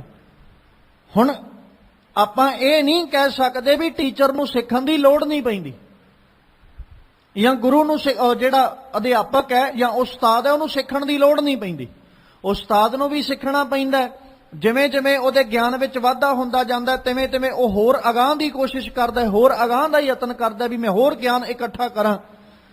ਪਰ ਇੰਨਾ ਕੁ ਸਾਨੂੰ ਤੇ ਭਰੋਸਾ ਹੋਵੇ ਨਾ ਵੀ ਜਿਸ ਉਸਤਾਦ ਨੂੰ ਜਾਂ ਜਿਸ ਅਧਿਆਪਕ ਨੂੰ ਮੈਂ ਧਾਰਨ ਕਰਨ ਲੱਗਿਆ, ਜਦੋਂ ਮੈਂ ਇਹਦੇ ਕੋਲੋਂ ਗਿਆਨ ਲਵਾਂਗਾ ਤੇ ਇਹਦਾ ਗਿਆਨ ਮੇਰੇ ਕਵਾੜ ਖੋਲ ਕੇ ਰੱਖ ਦੇਗਾ, ਇਹਦੇ ਗਿਆਨ ਨੇ ਮੇਰੇ ਕਪਾਟ ਖੋਲ ਕੇ ਰੱਖ ਦੇਣੇ ਨੇ, ਇਹਦੇ ਗਿਆਨ ਨੇ ਮੇਰੀ ਬੁੱਧੀ ਨੂੰ ਵਿਸ਼ਾਲ ਕਰ ਦੇਣਾ। ਜੋ ਗਿਆਨ ਇਹਦੇ ਕੋਲ ਹੈ ਉਹ ਗਿਆਨ ਜਦੋਂ ਮੈਨੂੰ ਮਿਲੇਗਾ, ਮੇਰੇ ਜੀਵਨ ਦੇ ਅੰਦਰ ਸੱਚਮੁੱਚ ਬਦਲਾਵ ਆਵੇਗਾ। ਉਦਣ ਤੇ ਆਪਾਂ ਮੰਨਾਂਗੇ ਵੀ ਇਹ ਮੇਰਾ ਗੁਰੂ ਹੈ। ਤੇ ਹੁਣ ਜਿਹੜਾ ਬੰਦਾ, ਜੇ ਆਪਾਂ ਸੌਖੇ ਜਿਹੇ ਤਰੀਕੇ ਨਾਲ ਇਹਨੂੰ ਸਮਝਣਾ ਹੋਵੇ, ਅਸੀਂ ਨਰਸਰੀ ਕਲਾਸ ਵਿੱਚ ਪੜ੍ਹ ਰਹੇ ਹਾਂ, ਹਾਂ ਸਾਨੂੰ ਕੋਈ 5ਵੀਂ ਵਾਲਾ ਪੜ੍ਹਾ ਦੇ, 10ਵੀਂ ਵਾਲਾ ਪੜ੍ਹਾ ਦੇ, ਗ੍ਰੈਜੂਏਸ਼ਨ ਵਾਲਾ ਪੜ੍ਹਾ ਦੇ, ਵੱਖਰੀ ਗੱਲ ਹੈ, ਅਸੀਂ ਪੜ੍ਹ ਜਾਾਂਗੇ ਕਿਉਂਕਿ ਸਾਨੂੰ ਪਤਾ ਵੀ ਅਜੇ ਸਾਨੂੰ ਇਹ ਨਹੀਂ ਪਤਾ ਵੀ A ਫॉर ਐਪਲ ਹੁੰਦਾ ਕਿ ਨਹੀਂ ਹੁੰਦਾ। ਹੁਣ ਜਿਹੜਾ ਗ੍ਰੈਜੂਏਸ਼ਨ ਕਰ ਚੁੱਕਾ ਉਹਨੇ ਜਦੋਂ ਸਾਨੂੰ ਪੜਾਉਣਾ ਉਹਨੂੰ ਪਤਾ ਹੈ ਭਾਈ A ਫॉर ਐਪਲ ਹੈ, B ਫॉर ਬੈਟ ਹੈ। ਹੁਣ ਨਰਸਰੀ ਵਾਲੇ ਨੂੰ ਤਾਂ ਇਹ ਪੜਾ ਗਿਆ। ਹੁਣ ਗ੍ਰੈਜੂਏਸ਼ਨ ਵਾਲਾ ਬੰਦਾ ਕਵੇ ਵੀ ਮੈਂ ਹੁਣ ਪੋਸਟ ਗ੍ਰੈਜੂਏਸ਼ਨ ਕਰਨ ਲੱਗਿਆ ਤੇ ਮੈਂ ਪੜਨ ਲੱਗਿਆ, ਮੈਂ ਅਧਿਆਪਕ ਧਾਰਨ ਕਰਨਾ, ਤੇ ਜਾ ਕੇ ਨਰਸਰੀ ਕਲਾਸ 'ਚ ਪੜਨ ਵਾਲੇ ਬੱਚੇ ਨੂੰ ਕਵੇ ਵੀ ਸੱਜਣਾ ਤੂੰ ਪੜਾ, ਹੁਣ ਉਹ ਕੀ ਪੜਾ ਦੇਗਾ? ਜਿਹੜਾ ਅਜੇ ਤੱਕ ਜਿਹਨੂੰ ਇਹ ਨਹੀਂ ਪਤਾ ਵੀ ਕਾਪੀ ਸਿੱਧੀ ਕਿੱਧਰੋਂ ਤੇ ਉਲਟੀ ਕਿਹੜੇ ਪਾਸਿਓਂ ਹੈ, ਕਾਪੀ ਫੜਨੀ ਕਿਹੜੇ ਪਾਸਿਓਂ ਹੈ, ਬੰਦ ਕਿਹੜੇ ਪਾਸਿਓਂ ਕਰਨੀ ਤੇ ਖੋਲਣੀ ਕਿਹੜੇ ਪਾਸਿਓਂ ਹੈ, ਮੈਂ ਜਾ ਕੇ ਉਹਨੂੰ ਕਹਾਂ ਵੀ ਭਾਈ ਮੈਂ ਹੁਣ ਕਰਨ ਲੱਗਿਆ ਪੋਸਟ ਗ੍ਰੈਜੂਏਸ਼ਨ ਤੇ ਪੜਾਉਣਾ ਮੈਨੂੰ ਤੂੰ ਹੈ, ਉਹ ਮੈਨੂੰ ਕੀ ਦੱਸੇਗਾ? ਸਿਖਾ ਸਕਦਾ ਕੁਝ? ਹੁਣ ਜੇ ਅਸੀਂ ਪੋਸਟ ਗ੍ਰੈਜੂਏਸ਼ਨ ਕਰਨੀ ਚਾਹੁੰਦੇ ਆ, ਸੁਭਾਵਿਕ ਜਿਹੀ ਗੱਲ ਹੈ ਵੀ ਅਸੀਂ ਆਪਣੇ ਤੋਂ ਵੱਧ ਜਿਹਦੇ ਕੋਲ ਗਿਆਨ ਹੈ ਉਹਦੇ ਕੋਲੋਂ ਸਿੱਖਣ ਦੀ ਕੋਸ਼ਿਸ਼ ਕਰਾਂਗੇ। ਭਾਈ ਮੈਂ ਐਮਏ ਕਰਨ ਲੱਗਿਆ, ਮੈਂ ਪੋਸਟ ਗ੍ਰੈਜੂਏਸ਼ਨ ਕਰਨ ਲੱਗਿਆ, ਜਾਂ ਐਮਟੈਕ ਕਰਨ ਲੱਗਿਆ, ਜਾਂ ਹੋਰ ਕਈ ਐਮਕਾਮ ਕਰਨ ਲੱਗਿਆ। ਸੌਖੇ ਜਿਹੇ ਲਫ਼ਜ਼ਾਂ 'ਚ ਮੈਂ ਲਫ਼ਜ਼ ਵਰਤ ਰਿਹਾ ਵੀ ਪੋਸਟ ਗ੍ਰੈਜੂਏਸ਼ਨ ਮੈਂ ਕਰਨ ਲੱਗਿਆ, ਤੇ ਉਹ ਹੁਣ ਮੈਂ ਉਹਦੇ ਕੋਲੋਂ ਹੀ ਕਰਾਂਗਾ ਨਾ ਜਿਹੜਾ ਪਹਿਲੋਂ ਕਰ ਚੁੱਕਿਆ, ਜਿਹਦੇ ਕੋਲ ਅਨੁਭਵ ਹੈ, ਗਿਆਨ ਹੈ। ਭਾਈ ਕੀ ਕੁਝ ਹੋ ਸਕਦਾ ਐਗਜ਼ਾਮ ਦੇ ਵਿੱਚ, ਜਾਂ ਕੀ ਕੁਝ ਪੜ੍ਹਨਾ ਚਾਹੀਦਾ, ਉਹਦੇ ਕੋਲੋਂ ਜਾ ਕੇ ਪੜ੍ਹਾਂ ਤੇ ਮੈਂ ਗਿਆਨ ਇਕੱਠਾ ਕਰ ਲਾਂਗਾ। ਹੁਣ ਜਿਹੜਾ ਅਜੇ ਤੱਕ ਵਿਚਾਰਾ ਆਪ ਹੀ ਪਹਿਲੀ 'ਚ ਬੈਠਾ, ਉਹ ਮੈਨੂੰ ਕੀ ਸਿਖਾਏਗਾ? ਇਸ ਲਈ ਜਦੋਂ ਗੁਰੂ ਨੂੰ ਧਾਰਨ ਕਰਨ ਦੀ ਵਾਰੀ ਆਏ ਤੇ ਖਿਆਲ ਜ਼ਰੂਰ ਕਰਿਓ ਕਿ ਗੁਰੂ ਉਹ ਹੋਵੇ ਜਿਹੜਾ ਗਿਆਨ ਦਾ ਭੰਡਾਰ ਹੋਵੇ, ਅਧੂਰਾ ਨਾ ਹੋਵੇ। ਗੁਰੂ ਉਹ ਹੋਵੇ ਜਿਹੜਾ ਪੂਰਾ ਹੈ। ਤੇ ਜਦੋਂ ਪੂਰੇ ਗੁਰੂ ਦਾ ਅਸੀਂ ਗਿਆਨ ਲਵਾਂਗੇ, ਉਦੋਂ ਗਿਆਨ 'ਚ ਕਮੀ ਨਹੀਂ, ਗਿਆਨ ਵਿੱਚ ਵਾਧਾ ਹੀ ਹੋਏਗਾ। ਪੂਰਾ ਗੁਰੂ, ਉਹਦਾ ਗਿਆਨ ਵੀ ਪੂਰਾ, ਤੇ ਜਦੋਂ ਗਿਆਨ ਪੂਰਾ ਹੋਏਗਾ ਫਿਰ ਸਾਡਾ ਧਿਆਨ ਵੀ ਸੁਤੇ ਸਿੱਧ ਜੁੜ ਜਾਏਗਾ। ਹੁਣ ਜਦੋਂ ਅਧੂਰਾ ਗਿਆਨ ਹੋਏਗਾ, ਸੁਭਾਵਿਕ ਜਿਹੀ ਗੱਲ ਹੈ, ਗਿਆਨ ਦੇਣ ਵਾਲਾ ਸਾਨੂੰ ਗਿਆਨ ਦੇ ਰਿਹਾ ਹੈ, ਪਰ ਸਾਡੇ ਮਨ ਵਿੱਚ ਸ਼ੰਕੇ ਨੇ, ਸਾਡੇ ਮਨ ਵਿੱਚ ਡਾਊਟ ਹੈ, ਪਤਾ ਨਹੀਂ ਠੀਕ ਦੱਸ ਰਿਹਾ ਕਿ ਗਲਤ ਦੱਸ ਰਿਹਾ। ਹੁਣ ਸਾਨੂੰ ਪਤਾ ਹੈ ਵੀ ਇਹਦੇ ਕੋਲ ਵੀ ਬਹੁਤਾ ਗਿਆਨ ਨਹੀਂ, ਤੇ ਇਹਨੇ ਜਦੋਂ ਮੈਨੂੰ ਸਿਖਾਉਣਾ ਤੇ ਪਤਾ ਨਹੀਂ ਇਹਨੇ ਠੀਕ ਦੱਸਣਾ ਹੈ ਕਿ ਗਲਤ ਦੱਸਣਾ ਹੈ। ਹੁਣ ਇਸ ਗੱਲ ਦਾ ਸਾਨੂੰ ਵੀ ਗਿਆਨ ਨਹੀਂ ਹੈ। ਤੇ ਇਸ ਲਈ ਜਦੋਂ ਗੁਰੂ ਦੀ ਬਾਤ ਆਏ ਤੇ ਗੁਰੂ ਉਹ ਹੋਵੇ ਜਿਹੜਾ ਗਿਆਨ ਵਿੱਚ ਪੂਰਾ ਹੈ, ਜਿਹੜਾ ਆਪ ਵੀ ਪੂਰਾ। ਜਦੋਂ ਉਹ ਸਾਨੂੰ ਗਿਆਨ ਦੇਗਾ, ਉਦੋਂ ਫਿਰ ਉਹ ਸਾਨੂੰ ਵੀ ਜਦੋਂ ਗਿਆਨ ਸਾਡੀ ਝੋਲੀ 'ਚ ਪਾਏਗਾ ਤੇ ਗਿਆਨ ਪੂਰਾ ਹੀ ਪਾਏਗਾ, ਕਦੇ ਅਧੂਰਾ ਨਹੀਂ। ਜਿਵੇਂ ਇੱਕ ਸੌਖਾ ਜਿਹਾ ਮੈਂ ਪੱਖ ਹੋਰ ਰੱਖਦਾ ਚੱਲਾਂ, ਗੱਲ ਛੇਤੀ ਪਕੜ ਵਿੱਚ ਆਵੇ। ਐਗਜ਼ਾਮ ਹਾਲ ਵਿੱਚ ਬੈਠਾ ਨਾ ਬੱਚਾ, ਐਗਜ਼ਾਮ ਦੇ ਰਿਹਾ, ਪੇਪਰ ਦੇ ਰਿਹਾ। ਹੁਣ ਉਹ ਪੇਪਰ ਦਿੰਦਾ, ਘਰੋਂ ਵੀ ਪੜ੍ਹ ਕੇ ਜਿੰਨਾ ਕੋ ਨਹੀਂ ਆਉਣਾ ਸੀ ਉਹ ਪੜ੍ਹ ਕੇ ਆ ਗਿਆ, ਉਹ ਪੇਪਰ ਲਿਖੀ ਜਾਂਦਾ ਹੈ। ਹੁਣ ਜਿਹੜਾ ਉਹਦੇ ਅੱਗੇ ਬੈਠਾ ਤੇ ਮਗਰ ਬੈਠਾ ਜਾਣਦਾ ਉਹਨਾਂ ਨੂੰ ਵੀ ਹੈ ਵੀ ਇਹ ਕਿੰਨੇ ਕੁ ਪਾਣੀ 'ਚ ਕਿੰਨਾ ਕੁ ਪੜ੍ਹਦੇ ਨੇ ਇਹ। ਹੁਣ ਉਹਨਾਂ ਨੂੰ ਪੁੱਛ ਰਿਹਾ ਵੀ ਭਾਈ ਮੈਨੂੰ ਦੱਸੋ ਇੱਥੇ ਮੈਂ ਆਨਸਰ ਕੀ ਲਿਖਾਂ। ਪੁੱਛਣ ਲੱਗਾ, ਉਹਨਾਂ ਨੇ ਆਪਣੀ ਮਰਜ਼ੀ ਨਾਲ ਜੋ ਸੀ ਦੱਸਤਾ। ਹੁਣ ਇਹਦੇ ਮਨ 'ਚ ਸ਼ੰਕਾ ਹੈ ਵੀ ਪਤਾ ਨਹੀਂ ਸਹੀ ਹੈ ਕਿ ਗਲਤ ਹੈ, ਵੀ ਪੜ੍ਹੇ ਤੇ ਵੀ ਮੇਰੇ ਕ ਜਿੰਨਾ ਹੀ ਹੈ ਜਿੰਨਾ ਕਿ ਮੈਂ ਪੜ੍ਹ ਕੇ ਆਇਆ। ਉਹਨਾਂ ਕਹੇ ਵੀ ਦੋਸਤ ਹੀ ਨੇ, ਮੇਰੇ ਮਿੱਤਰ ਨੇ, ਮੈਂ ਕਿਹੜਾ ਇਹਨਾਂ ਨਾਲ ਪਹਿਲੀ ਵਾਰੀ ਪੇਪਰ ਦੇਣ ਲੱਗਿਆ। ਹੁਣ ਡਾਊਟ ਹੈ ਮਨ ਵਿੱਚ ਵੀ ਪਤਾ ਨਹੀਂ ਆਨਸਰ ਗਲਤ ਹੈ ਕਿ ਠੀਕ ਹੈ। ਫਿਰ ਉਹ ਕੋਸ਼ਿਸ਼ ਕਰਦਾ ਵੀ ਮੈਂ ਟੀਚਰ ਕੋਲੋਂ ਇੱਕ ਵਾਰੀ ਕਨਫਰਮ ਕਰ ਲਵਾਂ ਵੀ ਆਨਸਰ ਸਹੀ ਹੈ ਕਿ ਗਲਤ ਹੈ। ਤੇ ਹੁਣ ਭਾਵੇਂ ਉਹ ਆਨਸਰ ਸਹੀ ਲਿਖ ਰਿਹਾ ਹੈ, ਪਹਿਲੋਂ ਜੋ ਉਹਦੇ ਅੱਗੇ ਬੈਠੇ ਫਰੰਟ ਤੇ ਬੈਠੇ ਬੰਦੇ ਨੇ, ਉਹਨੂੰ ਬੱਚੇ ਨੇ ਉਹਨੂੰ ਪੇਪਰ 'ਚ ਦੱਸਿਆ ਆਨਸਰ, ਉਹ ਭਾਵੇਂ ਠੀਕ ਹੈ, ਜਾਂ ਉਹਦੇ ਪਿੱਛੇ ਬੈਠਾ ਜਿਹੜਾ ਉਹਨੇ ਦੱਸਿਆ ਉਹ ਆਨਸਰ ਠੀਕ ਹੈ। ਜੇ ਟੀਚਰ ਨੇ ਆ ਕੇ ਕਹਿਤਾ ਨਾ ਵੀ ਭਾਈ ਆਹ ਤੇਰਾ ਆਨਸਰ ਗਲਤ ਹੈ ਤੇ ਤੈਨੂੰ ਮੈਂ ਦੱਸਦਾ ਵੀ ਤੂੰ ਆਹ ਲਿਖ, ਤੇ ਉਹਨੇ ਸਾਰਾ ਹੀ ਕੱਟ ਦੇਣਾ, ਉਹ ਲਿਖੇਗਾ ਜੋ ਟੀਚਰ ਨੇ ਦੱਸਣਾ। ਸੁਭਾਵਿਕ ਜਿਹੀ ਗੱਲ ਹੈ, ਉਹਨੂੰ ਲੱਗਦਾ ਵੀ ਟੀਚਰ ਸਾਡੇ ਤੋਂ ਵੱਧ ਗਿਆਨਵਾਨ ਹੈ, ਟੀਚਰ ਸਾਡੇ ਤੋਂ ਵੱਧ ਹੈ ਕਿਉਂਕਿ ਇਹ ਸਾਡਾ ਅਧਿਆਪਕ ਹੈ। ਇਸੇ ਤਰ੍ਹਾਂ ਜਦੋਂ ਗੁਰੂ ਦੀ ਬਾਤ ਆਉਂਦੀ ਹੈ ਤੇ ਗੁਰੂ ਜਦੋਂ ਪੂਰਾ ਹੋਏਗਾ ਤੇ ਸਾਨੂੰ ਮਹਿਸੂਸ ਹੋਣਾ ਚਾਹੀਦਾ ਵੀ ਸੱਚਮੁੱਚ ਗੁਰੂ ਹੈ, ਇਹਨੇ ਜੋ ਦੱਸਣਾ ਉਹ ਮੈਨੂੰ ਸਹੀ ਦੱਸੇਗਾ। ਹੁਣ ਜਿਹੜਾ ਬੱਚਾ ਪਹਿਲੀ ਵਾਰ ਸਕੂਲ ਗਿਆ, ਜੇ ਉਹਨੂੰ ਅਧਿਆਪਕ ਨੇ ਪੜ੍ਹਾਤਾ ਨਾ 2 ਤੇ +2 5 ਹੁੰਦੇ ਨੇ, ਤੇ ਦੁਨੀਆ ਇੱਧਰ ਦੀ ਉੱਧਰ ਹੋ ਜਾਏਗੀ, ਉਹਦੇ ਲਈ 5 ਹੀ ਹੈ। ਉਹ ਨਹੀਂ ਕਹੇਗਾ ਵੀ 2 ਤੇ 2 4 ਨੇ, ਕਿਉਂਕਿ ਉਹਨੂੰ ਪਤਾ ਵੀ ਮੇਰੇ ਅਧਿਆਪਕ ਨੇ ਦੱਸਿਆ 2 ਤੇ 2 5 ਨੇ, ਉਹਨੇ ਇਹੀ ਦੱਸਣਾ ਭਾਈ 2 ਤੇ 2 5 ਹੁੰਦੇ ਨੇ। ਹੁਣ ਸਤਿਗੁਰੂ ਪਾਤਸ਼ਾਹ ਜੀ ਦੀ ਵਡਿਆਈ ਕਰਦੇ ਆ। ਭੱਟ ਭਿੱਖਾ ਜੀ ਕਹਿ ਰਹੇ, ਕਹਿੰਦੇ ਗੁਰੂ ਅਮਰਦਾਸ ਸਾਹਿਬ ਜੀ ਦਾ ਗੁਰੂ ਜਿਹੜੇ ਨੇ ਉਹੀ ਗਿਆਨ ਹੈ ਤੇ ਗੁਰੂ ਹੀ ਉਹਨਾਂ ਦਾ ਧਿਆਨ ਹੈ।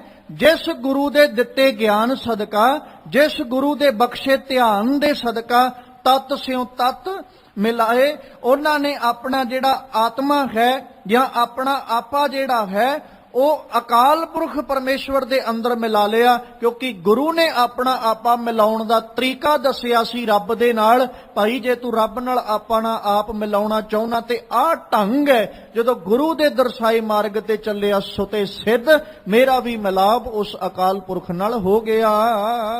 ਸੱਚ ਸੱਚ ਜਾਣੀਐ, ਇਕ ਚਿਤ ਹੈ ਲਿਵ ਲਾਵੈ। ਤੇ ਗੁਰੂ ਅਮਰਦਾਸ ਸਾਹਿਬ ਨੇ ਹੁਣ ਕੀ ਆਪਣੇ ਜੀਵਨ ਵਿੱਚ ਹਾਸਲ ਕੀਤਾ? ਸੱਚ, ਸੱਚ ਜਾਣੀ ਹੈ। ਸੱਚ ਦੇ ਰਾਹੀਂ ਉਹਨਾਂ ਨੇ ਸੱਚ ਨੂੰ ਜਾਣਿਆ। ਦੇਖਿਓ ਹੁਣ ਥੋੜਾ ਜਿਹਾ ਇਸ ਸ਼ਬਦ ਦੇ ਜਦੋਂ ਦਰਸ਼ਨ ਕਰੋਗੇ ਨਾ, ਪਹਿਲਾ ਜਿਹੜਾ ਸੱਚ ਹੈ ਉਹਦੇ ਚੱਚੇ ਨੂੰ ਸਿਹਾਰੀ ਹੈ, ਸੱਚ ਦੇ ਰਾਹੀਂ, ਸੱਚ ਦੁਆਰਾ। ਫਿਰ ਦੂਜਾ ਸੱਚ ਹੈ ਉਹਦੇ ਚੱਚੇ ਨੂੰ ਔਂਕੜ ਹੈ, ਦੋਵੇਂ ਹੀ ਸੱਚ। ਮੁਨਕਰ ਅਸੀਂ ਕਿਸੇ ਤੋਂ ਵੀ ਨਹੀਂ ਹੋ ਸਕਦੇ, ਸਿਰਫ ਰੂਪ ਵੱਖਰੇ ਵੱਖਰੇ, ਇੱਕ ਮਾਤਰਾ ਕਰਕੇ। ਜਦੋਂ ਇਹਨਾਂ ਚੀਜ਼ਾਂ ਨੂੰ ਅਸੀਂ ਸਮਝਣਾ ਤੇ ਉਦੋਂ ਸੁਭਾਵਿਕ ਜਿਹੀ ਗੱਲ ਵੀ ਸਾਡੇ ਕੋਲ ਜਿਹੜੀ ਗੁਰਬਾਣੀ ਵਿਆਕਰਨ ਹੈ ਜਾਂ ਗੁਰਬਾਣੀ ਗ੍ਰਾਮਰ ਹੈ ਉਹਦਾ ਥੋੜਾ ਬਹੁਤਾ ਗਿਆਨ ਸਾਡੇ ਕੋਲ ਜ਼ਰੂਰ ਹੋਵੇ, ਜਦੋਂ ਅਸੀਂ ਇਹਨਾਂ ਚੀਜ਼ਾਂ ਨੂੰ ਜਾਣਨਾ। ਹੁਣ ਸੱਚ ਚੱਚੇ ਨੂੰ ਸਿਹਾਰੀ ਦੇ ਰਾਹੀਂ, ਮਤਲਬ ਸੱਚ ਦੇ ਦੁਆਰਾ ਸੱਚ ਜਾਣੀ ਹੈ, ਸੱਚ ਨੂੰ ਜਾਣਿਆ, ਪਰਮੇਸ਼ਵਰ ਨੂੰ ਜਾਣਿਆ, ਪ੍ਰਮਾਤਮਾ ਨੂੰ ਜਾਣਿਆ। ਇੱਕ ਚਿੱਤ ਹੈ ਲੇਵਲ ਆਵੇ, ਜਦੋਂ ਸੱਚ ਦੇ ਦੁਆਰਾ ਸੱਚੇ ਹਰੀ ਨੂੰ ਜਾਣਿਆ ਤੇ ਕੀ ਹੋਇਆ? ਉਸ ਵਿੱਚ ਇੱਕ ਚਿੱਤ ਹੋ ਕੇ ਆਪਣੀ ਬਿਰਤੀ ਜਿਹੜੀ ਉਹਨੂੰ ਜੋੜ ਲਿਆ। ਜਦੋਂ ਗੁਰੂ ਅਮਰਦਾਸ ਸਾਹਿਬ ਜੀ ਧੰਨ ਗੁਰੂ ਅੰਗਦ ਦੇ ਪਾਤਸ਼ਾਹ ਕੋਲ ਆਏ ਤੇ ਗੁਰੂ ਅੰਗਦ ਸਾਹਿਬ ਕੀ ਨੇ? ਸੱਚ। ਉਸ ਸੱਚ ਦੇ ਦੁਆਰਾ ਸੱਚ ਨਾਲ ਆਪਣੀ ਸੁਰਤ ਨੂੰ ਜੋੜਿਆ। ਦੂਜਾ ਸੱਚ ਕੀ ਹੈ? ਪਰਮੇਸ਼ਵਰ। ਧੰਨ ਗੁਰੂ ਅੰਗਦ ਦੇਵ ਪਾਤਸ਼ਾਹ ਜੀ ਦੇ ਦਿੱਤੇ ਗਿਆਨ ਦੇ ਸਦਕਾ, ਗੁਰੂ ਅੰਗਦ ਦੇ ਪਾਤਸ਼ਾਹ ਦੀ ਬਖਸ਼ੀ ਸੋਝੀ ਦੇ ਸਦਕਾ ਧੰਨ ਗੁਰੂ ਅਮਰਦਾਸ ਪਾਤਸ਼ਾਹ ਨੇ ਪਰਮਾਤਮਾ ਨਾਲ ਆਪਣਾ ਆਪਾ ਜੋੜਿਆ, ਪਰਮਾਤਮਾ ਨੂੰ ਜਾਣਿਆ, ਸੱਚ ਅਕਾਲ ਪੁਰਖ ਪਰਮੇਸ਼ਵਰ ਨੂੰ ਜਾਣਿਆ। ਜਦੋਂ ਗੁਰੂ ਪਾਤਸ਼ਾਹ ਦੇ ਦਿੱਤੇ ਗਿਆਨ ਸਦਕਾ ਰੱਬ ਨੂੰ ਜਾਣ ਲਿਆ, ਫਿਰ ਕੀ ਹੋਇਆ? ਆਪਣਾ ਚਿੱਤ, ਆਪਣੀ ਲਿਵ, ਆਪਣੀ ਸੁਰਤ ਧੰਨ ਗੁਰੂ ਅਮਰਦਾਸ ਸਾਹਿਬ ਨੇ ਅਕਾਲ ਪੁਰਖ ਪਰਮੇਸ਼ਵਰ ਵਿੱਚ ਜੋੜ ਲਈ। ਕਾਮ ਕ੍ਰੋਧ ਵਸ ਕਰੈ, ਪਵਨ ਉਡੰਤ ਨਾ ਤਾਵੈ। ਹੁਣ ਸਤਿਗੁਰੂ ਦੇ ਗਿਆਨ ਸਦਕਾ, ਕਿਉਂਕਿ ਇਹ ਸਾਰੀ ਕਲਾ ਉਦੋਂ ਹੀ ਵਾਪਰਨੀ ਜਦੋਂ ਗੁਰੂ ਦਾ ਗਿਆਨ ਸਾਡੇ ਕੋਲ ਹੋਏਗਾ। ਹੁਣ ਜਿਹੜਾ ਗਿਆਨ ਗੁਰੂ ਨੇ ਦਿੱਤਾ, ਉਸ ਗੁਰੂ ਦੇ ਦਿੱਤੇ ਗਿਆਨ ਸਦਕਾ ਕੀ ਹੋਇਆ? ਕਾਮ ਕ੍ਰੋਧ ਵਸ ਕਰੈ, ਇਹਨਾਂ ਸਾਰੀਆਂ ਚੀਜ਼ਾਂ ਨੂੰ ਵਸ ਵਿੱਚ ਕਰ ਲਿਆ। ਹੁਣ ਇਹਨਾਂ ਨੂੰ ਜਦੋਂ ਵਸ ਵਿੱਚ ਕੀਤਾ ਤੇ ਜਿਹੜਾ ਮਨ ਹੁਣ ਹਵਾ ਦੇ ਬੁੱਲੇ ਆਉਣ ਨਾਲ ਉੱਡਿਆ ਫਿਰਦਾ ਸੀ, ਮਤਲਬ ਕਦੇ ਕਾਮ ਦਾ ਬੁੱਲਾ ਆਉਣਾ, ਉਹਨੇ ਮਨ ਉਡਾ ਕੇ ਲੈ ਜਾਣਾ, ਕਦੇ ਕ੍ਰੋਧ ਨੇ ਆਉਣਾ ਤੇ ਉਹਨੇ ਮਨ ਨੂੰ ਦੂਜੇ ਪਾਸੇ ਲੈ ਜਾਣਾ। ਏਦਾਂ ਜਿਹੜਾ ਭਟਕ ਰਿਹਾ ਸੀ ਮਨ, ਜਿਹਦੇ ਕੋਲ ਸਥਿਰਤਾ ਨਹੀਂ ਸੀ। ਇਹਨਾਂ ਚੀਜ਼ਾਂ ਨੇ ਸਾਡੇ ਮਨ ਨੂੰ ਭਟਕਾਉਣਾ। ਸਾਡੀਆਂ ਕਾਮਨਾਵਾਂ ਕੀ ਕਰਦੀਆਂ? ਮਨ ਨੂੰ ਭਟਕਾਉਂਦੀਆਂ ਨੇ। ਸਾਡੀਆਂ ਵਾਸ਼ਨਾਵਾਂ ਕੀ ਕਰਨਗੀਆਂ? ਮਨ ਨੂੰ ਭਟਕਣਾ ਵਿੱਚ ਪਾਉਣਗੀਆਂ। ਸਾਡਾ ਕ੍ਰੋਧ ਕੀ ਕਰੇਗਾ? ਮਨ ਨੂੰ ਭਟਕਾਏਗਾ ਹੀ। ਸੁਭਾਵਿਕ ਜਿਹੀ ਗੱਲ ਹੈ, ਕ੍ਰੋਧ ਉਦੋਂ ਹੀ ਆਉਂਦਾ ਜਦੋਂ ਮਨ ਭਟਕ ਜਾਂਦਾ ਹੈ। ਸਾਡਾ ਹੰਕਾਰ ਕੀ ਕਰੇਗਾ? ਮਨ ਨੂੰ ਭਟਕਾਏਗਾ। ਜੇ ਸਾਡੇ ਕੋਲ ਲੋਭ ਦੀ ਗੱਲ ਹੈ ਜਾਂ ਮੋਹ ਦੀ ਗੱਲ ਹੈ, ਉਹ ਕੀ ਕਰੇਗਾ? ਉਹ ਸਾਡੇ ਮਨ ਨੂੰ ਭਟਕਣਾ ਹੀ ਹੈ ਨਾ। ਮਨ ਭਟਕ ਰਿਹਾ ਇਹਨਾਂ ਚੀਜ਼ਾਂ ਕਰਕੇ। ਤੇ ਸਤਿਗੁਰੂ ਪਾਤਸ਼ਾਹ ਜੀ ਦੀ ਵਡਿਆਈ ਕਰਦੇ ਆ, ਧੰਨ ਗੁਰੂ ਅਮਰਦਾਸ ਸਾਹਿਬ ਜੀ ਦੀ ਸ਼ੋਭਾ ਗਾਉਂਦੇ ਆ। ਭੱਟ ਭਿੱਖਾ ਜੀ ਕਹਿੰਦੇ ਕਿ ਕਾਮ ਕ੍ਰੋਧ ਵਸ ਕਰੈ, ਇਹਨਾਂ ਸਾਰੀਆਂ ਚੀਜ਼ਾਂ ਨੂੰ ਵਸ ਵਿੱਚ ਕਰ ਲਿਆ। ਪਵਨ ਉਡੰਤ ਨਾ ਧਾਵੈ। ਹੁਣ ਜਿਹੜਾ ਪਵਨ ਦੇ ਨਾਲ ਮਨ ਉੱਡਦਾ ਫਿਰਦਾ ਸੀ ਨਾ, ਹਵਾ ਦੇ ਬੁੱਲਿਆਂ ਨਾਲ ਮਨ ਉੱਡ ਰਿਹਾ ਸੀ, ਹੁਣ ਉਹ ਕਿਤੇ ਨਹੀਂ ਜਾਂਦਾ। ਉਹ ਇੱਕ ਜਗ੍ਹਾ ਉੱਤੇ ਉਹਨੂੰ ਟਿਕਾਣਾ ਮਿਲ ਗਿਆ, ਸਥਿਰਤਾ ਮਿਲ ਗਈ, ਕਿਉਂਕਿ ਗੁਰੂ ਨੇ ਗਿਆਨ ਦਿੱਤਾ। ਹੁਣ ਜਿਹੜਾ ਗਿਆਨ ਗੁਰੂ ਨੇ ਦਿੱਤਾ ਉਹਦੇ ਸਦਕਾ ਕੀ ਹੋਇਆ? ਗਿਆਨ ਕਾ ਬੱਧਾ ਮਨ ਰਹਿ, ਗਿਆਨ ਦਾ ਬੰਨਿਆ ਹੋਇਆ ਮਨ ਹੁਣ ਟਿਕ ਗਿਆ। ਤੇ ਉਹ ਗਿਆਨ ਮਿਲਿਆ ਕਿੱਥੋਂ? ਗੁਰ ਬਿਨ ਗਿਆਨ ਨਾ ਹੋਈ। ਵੇਖੋ ਲੜੀ ਕਿੰਨੀ ਪਿਆਰੀ ਪਰੋਈ ਭਿੱਖਾ ਜੀ ਨੇ। ਪਹਿਲੋਂ ਗੱਲ ਕੀਤੀ ਗਿਆਨ ਦੀ, ਵੀ ਪਹਿਲੋਂ ਗਿਆਨ, ਫਿਰ ਕਹਿੰਦੇ ਧਿਆਨ। ਹੁਣ ਜਦੋਂ ਗਿਆਨ ਵੀ ਮਿਲ ਗਿਆ, ਧਿਆਨ ਵੀ ਮਿਲ ਗਿਆ, ਇਹ ਕਿੱਥੋਂ ਮਿਲਿਆ? ਗੁਰੂ ਕੋਲੋਂ। ਜਦੋਂ ਗੁਰੂ ਕੋਲੋਂ ਗਿਆਨ ਮਿਲਿਆ, ਧਿਆਨ ਜੁੜ ਗਿਆ। ਸੁਰਤ ਕਿਹਦੇ ਨਾਲ ਜੁੜੀ? ਪਰਮੇਸ਼ਵਰ ਨਾਲ। ਹੁਣ ਉਸ ਦਿੱਤੇ ਗਿਆਨ ਨੇ ਕੀ ਕੀਤਾ? ਉਹ ਹਾਸਲ ਕੀਤੇ ਹੋਏ ਗਿਆਨ ਨੇ ਭਟਕਦੇ ਹੋਏ ਮਨ ਨੂੰ ਵੀ ਸਥਿਰ ਕਰਤਾ। ਮਨ ਟਿਕ ਗਿਆ। ਹੁਣ ਮਨ ਜਿਹੜਾ ਉਹ ਹਵਾ ਦੇ ਬੁੱਲਿਆਂ ਵਾਂਗੂ ਇੱਧਰ ਉੱਧਰ ਨਹੀਂ ਉੱਡਦਾ, ਉਹ ਇੱਕ ਜਗ੍ਹਾ ਉੱਤੇ ਸਥਿਰ ਹੋ ਗਿਆ, ਜਿਹਨੂੰ ਸਤਿਗੁਰੂ ਜੀ ਆਖਦੇ ਮਨ ਵਸ ਆਵੇ ਨਾਨਕਾ ਜੇ ਪੂਰਨ ਕਿਰਪਾ ਹੋਏ। ਮਨ ਕਿਰਪਾ ਦਾ ਪਾਤਰ ਬਣ ਗਿਆ ਤੇ ਹੁਣ ਵਸ ਵਿੱਚ ਆ ਗਿਆ। ਨਿਰੰਕਾਰ ਕੈ ਵਸੈ ਦੇਸ ਹੁਕਮ ਬੁੱਝ ਵਿਚਾਰ ਪਾਵੈ। ਵਸ ਵਿੱਚ ਆਇਆ ਮਨ ਨਾ, ਇਹ ਹੁਣ ਕੀ ਬਣ ਗਿਆ? ਨਿਰੰਕਾਰ ਕੈ ਵਸੈ ਦੇਸ਼। ਜਿਹੜੀ ਅਵਸਥਾ ਨੂੰ ਗੁਰੂ ਨਾਨਕ ਸਾਹਿਬ ਨੇ ਬਿਆਨ ਕੀਤਾ ਸੀ ਨਾ, ਕਦੇ ਸੱਚਖੰਡ ਵਸੈ ਨਿਰੰਕਾਰ, ਹੁਣ ਉਹ ਅਵਸਥਾ ਤੇ ਇਹ ਮਨ ਪਹੁੰਚਿਆ, ਮਤਲਬ ਸੱਚਖੰਡ ਦੀ ਅਵਸਥਾ ਤੇ ਮਨ ਪਹੁੰਚ ਗਿਆ। ਉੱਥੇ ਜਾ ਕੇ ਮਨ ਨੇ ਕੀ ਮਹਿਸੂਸ ਕੀਤਾ? ਨਿਰੰਕਾਰ। ਸੱਚਖੰਡ ਵਸੈ ਨਿਰੰਕਾਰ। ਜਦੋਂ ਸੱਚਖੰਡ ਦੀ ਅਵਸਥਾ ਤੇ ਪਹੁੰਚਿਆ ਤੇ ਮਨ ਨੂੰ ਕੀ ਮਹਿਸੂਸ ਹੋਇਆ? ਭਾਈ ਇੱਥੇ ਨਿਰੰਕਾਰ ਹੈ, ਅਕਾਲ ਪੁਰਖ ਹੀ ਅਕਾਲ ਪੁਰਖ, ਪਰਮੇਸ਼ਵਰ ਹੀ ਪਰਮੇਸ਼ਵਰ ਹੈ, ਉਹਦੇ ਤੋਂ ਬਿਨਾਂ ਤੇ ਹੈ ਹੀ ਕੁਛ ਨਹੀਂ। ਇਹ ਸੱਚਖੰਡ ਦੀ ਅਵਸਥਾ, ਜਿਹਨੂੰ ਹਰ ਜਗ੍ਹਾ ਦੇ ਉੱਤੇ ਪਰਮੇਸ਼ਵਰ ਵਸਦਾ ਨਜ਼ਰ ਆਏ, ਹਰ ਜਗ੍ਹਾ ਦੇ ਉੱਤੇ ਰਮਿਆ ਰਾਮ ਨਜ਼ਰ ਆਏ, ਹਰ ਜਗ੍ਹਾ ਦੇ ਉੱਤੇ ਉਹਨੂੰ ਵਸਦਾ ਹੋਇਆ ਅਕਾਲ ਪੁਰਖ ਦਿਸਣ ਲੱਗ ਜਾਏ, ਤੇ ਖਿਆਲ ਕਰਿਓ ਉਹ ਸੱਚਖੰਡ ਦਾ ਵਾਸੀ ਜੇ, ਵਸਨੀਕ ਹੈ ਉਹ ਸੱਚਖੰਡ ਦਾ, ਜਿਹੜਾ ਸਾਰਿਆਂ ਵਿੱਚੋਂ ਹੀ ਰੱਬ ਦੇਖੀ ਜਾ ਰਿਹਾ ਹੈ, ਜਿਹਨੂੰ ਸਾਰਿਆਂ ਵਿੱਚੋਂ ਰੱਬ ਦਿਸ ਰਿਹਾ, ਉਹ ਸੱਚਖੰਡ ਦਾ ਵਸਨੀਕ ਹੈ। ਹੁਣ ਮਨ ਜਿਹੜਾ ਵਸ ਵਿੱਚ ਆਇਆ, ਉਹ ਵਸ ਵਿੱਚ ਆਇਆ ਮਨ ਕਿੱਥੇ ਜਾ ਕੇ ਵਸਿਆ? ਕਹਿੰਦੇ ਨਿਰੰਕਾਰ ਕੈ ਵਸੈ ਦੇਸ਼। ਉਹ ਨਿਰੰਕਾਰ ਦੇ ਦੇਸ਼ ਵਿੱਚ ਜਾ ਕੇ ਵਸਿਆ। ਹੁਕਮ ਬੁੱਝ, ਹੁਣ ਉਹ ਹੁਕਮ ਨੂੰ ਜਾਣਦਾ, ਵਿਚਾਰ ਭਾਵੈ, ਤੇ ਅਕਾਲ ਪੁਰਖ ਪਰਮੇਸ਼ਵਰ ਦੀ ਜਿਹੜੀ ਵਿਚਾਰ ਹੈ ਉਹਨੂੰ ਹਾਸਲ ਕਰਦਾ ਹੈ। ਕਲ ਮਾਹੇ ਰੂਪ ਕਰਤਾ ਪੁਰਖ ਸੋ ਜਾਣੈ ਜਿਨ ਕਿਸ ਕੀਓ। ਫਿਰ ਕਹਿੰਦੇ ਕਲ ਮਾਹੇ ਰੂਪ ਕਰਤਾ ਪੁਰਖ। ਆ ਸਮੇਂ ਦੇ ਵਿੱਚ ਕਲ ਮਾਹੇ, ਜਿਹੜਾ ਝਮੇਲਿਆਂ ਵਾਲਾ, ਭਟਕਣਾਵਾਂ ਵਾਲਾ, ਫਰੇਬਾਂ ਵਾਲਾ, ਵਿਕਾਰਾਂ ਵਾਲਾ ਸਮਾਂ ਜਿਹੜਾ ਨਾ, ਇਹਦੇ ਵਿੱਚ ਰੂਪ ਕਰਤਾ ਪੁਰਖ, ਜਿਹੜਾ ਅਕਾਲ ਪੁਰਖ ਦਾ ਰੂਪ ਹੈ, ਸੋ ਜਾਣੈ, ਉਹ ਜਾਣਦਾ ਹੈ। ਜਿਨ ਕਿਛ ਕੀਓ, ਜਿਨੇ ਪਹਿਲਾਂ ਕੁਝ ਕੀਤਾ ਹੋਵੇ। ਅਸੀਂ ਨਾ ਬੜਾ ਸੌਖਾ ਜਿਹਾ ਲਫ਼ਜ਼ ਵਰਤ ਕੇ ਤੇ ਪੱਲਾ ਝਾੜ ਕੇ ਆਪਦਾ ਆਪਾ ਬਚਾ ਲਈਦਾ ਜੀ, ਕਲਯੁੱਗ ਦਾ ਸਮਾਂ। ਜਦੋਂ ਕੋਈ ਮਾੜਾ ਕਰਮ ਹੁੰਦਾ ਵੇਖ ਲਈਏ, ਜਾਂ ਕਿਤੇ ਵਿਚਾਰ ਉਦਾਂ ਦੇ ਮਨ ਵਿੱਚ ਆ ਜਾਣ, ਤੇ ਅਸੀਂ ਕੀ ਕਹਿ ਦਿੰਦੇ ਜੀ, ਸਮਾਂ ਹੀ ਕਲਯੁੱਗ ਦਾ, ਕੀ ਕਰੀਏ? ਪੱਲਾ ਝਾੜ ਲਿਆ, ਅਸੀਂ ਆਪਣਾ ਆਪਾ ਸੇਫ ਕਰਨ ਦੀ ਕੋਸ਼ਿਸ਼ ਕੀਤੀ। ਸੱਜਣਾ, ਇਸ ਗੱਲ ਨੂੰ ਵਿਚਾਰ, ਮਾਲਕ ਕਹਿੰਦੇ ਇਹ ਸਮੇਂ ਵਿੱਚ ਵੀ ਰੱਬ ਦਿਸਦਾ ਹੈ, ਇਹ ਨਹੀਂ ਵੀ ਰੱਬ ਨਹੀਂ ਦਿਸਦਾ। ਤੂੰ ਇਹ ਕਹਿ ਕੇ ਪੱਲਾ ਨਾ ਝਾੜ ਵੀ ਕਲਯੁੱਗ ਹੈ। ਤੂੰ ਇਹ ਸੋਚ ਤੇ ਇਹ ਵਿਚਾਰ ਕਰਨ ਦੀ ਕੋਸ਼ਿਸ਼ ਕਰ, ਤੇ ਇੰਨਾ ਕੁ ਆਪਣੇ ਮਨ ਨੂੰ ਪੜਚੋਲਣ ਦੀ ਕੋਸ਼ਿਸ਼ ਕਰ ਵੀ ਮਨਾ, ਅੱਜ ਤੱਕ ਤੂੰ ਚੰਗਾ ਕੰਮ ਕੀਤਾ ਹੀ ਕੋਈ ਨਹੀਂ, ਵੀ ਅਜੇ ਤੱਕ ਤੈਨੂੰ ਰੱਬ ਨਹੀਂ ਦੱਸਿਆ। ਵੀ ਜੇ ਕਿਤੇ ਤੂੰ ਚੰਗਾ ਕੰਮ ਕੀਤਾ ਹੁੰਦਾ, ਹੁਣ ਸਤਿਗੁਰੂ ਪਾਤਸ਼ਾਹ ਜੀ ਦੀ ਵਡਿਆਈ ਵਿੱਚ ਭੱਟ ਭਿਖਾ ਜੀ ਕਹਿ ਰਹੇ, ਕਹਿੰਦੇ ਜਿਨ੍ਹਾਂ ਨੇ ਚੰਗਾ ਕਰਮ ਕੀਤਾ ਹੈ ਨਾ, ਜਿਨ ਕਿਛ ਕੀਓ ਸੋ ਜਾਣੈ, ਜਿਨੇ ਕੁਛ ਕੀਤਾ ਉਹੀ ਜਾਣਦਾ ਅਕਾਲ ਪੁਰਖ ਦੇ ਰੂਪ ਨੂੰ। ਕਿਸ ਸਮੇਂ 'ਚ? ਕਲ ਮਾਹੇ।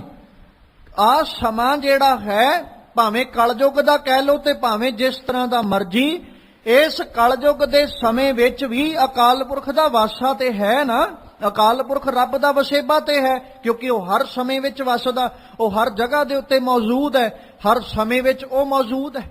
ਤੇ ਜਦੋਂ ਹਰ ਥਾਂ ਉੱਤੇ, ਹਰ ਜਗ੍ਹਾ ਉੱਤੇ, ਹਰ ਸਮੇਂ ਵਿੱਚ ਵਸਦਾ ਹੈ, ਤੇ ਅਫਸੋਸ ਸਾਨੂੰ ਇਸ ਗੱਲ ਦਾ ਹੋਣਾ ਚਾਹੀਦਾ ਕਿ ਸਾਨੂੰ ਅਜੇ ਤੱਕ ਦਿਸਿਆ ਕਿਉਂ ਨਹੀਂ, ਅਸੀਂ ਅਜੇ ਤੱਕ ਵੇਖਿਆ ਕਿਉਂ ਨਹੀਂ, ਸਾਨੂੰ ਅਜੇ ਤੱਕ ਮਹਿਸੂਸ ਕਿਉਂ ਨਹੀਂ ਹੋਇਆ। ਤੇ ਫਿਰ ਨਤੀਜਾ ਵੀ ਸਤਿਗੁਰੂ ਨੇ ਆਪ ਹੀ ਦੇਤਾ ਭੱਟ ਭਿਖਾ ਜੀ ਨੇ। ਕਹਿੰਦੇ ਸੱਜਣਾ, ਮਹਿਸੂਸ ਨਾ ਹੋਣ ਦਾ ਕਾਰਨ ਸਭ ਤੋਂ ਵੱਡਾ ਇਹੀ ਹੈ ਕਿ ਤੂੰ ਅਜੇ ਤੱਕ ਚੰਗਾ ਕੀਤਾ ਹੀ ਕੁਛ ਨਹੀਂ, ਅਜੇ ਤੱਕ ਤੇ ਤੂੰ ਵਿਕਾਰ ਹੀ ਕਮਾਉਂਦਾ ਤੁਰਿਆ ਆਉਣਾ।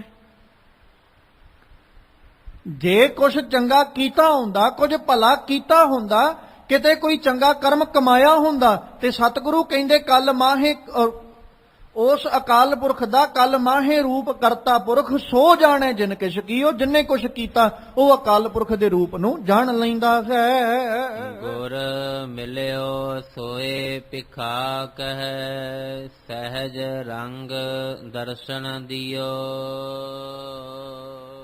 ਫਿਰ ਕਹਿੰਦੇ ਗੁਰ ਮਿਲਿਓ ਸੋਏ ਭਿਖਾ ਕਹੈ। ਗੁਰੂ ਮਿਲ ਗਿਆ, ਕਹਿੰਦੇ ਮੈਂ ਭਿਖਾ ਇਹ ਗੱਲ ਕਹਿ ਰਿਹਾ, ਸਹਿਜ ਰੰਗ ਦਰਸ਼ਨ ਦਿਓ। ਗੁਰੂ ਨੇ ਅਡੋਲ ਟਿਕ ਕੇ ਮੈਨੂੰ ਦਰਸ਼ਨ ਤੇ ਦੀਦਾਰ ਬਖਸ਼ਿਸ਼ ਕੀਤੇ। ਥੋੜਾ ਜਿਹਾ ਤਵੱਜੋ ਦੇ ਕੇ ਸਮਝਿਓ। ਭੱਟ ਭਿਖਾ ਜੀ ਖੜੋਤੇ ਕਿਹਦੇ ਅੱਗੇ ਨੇ?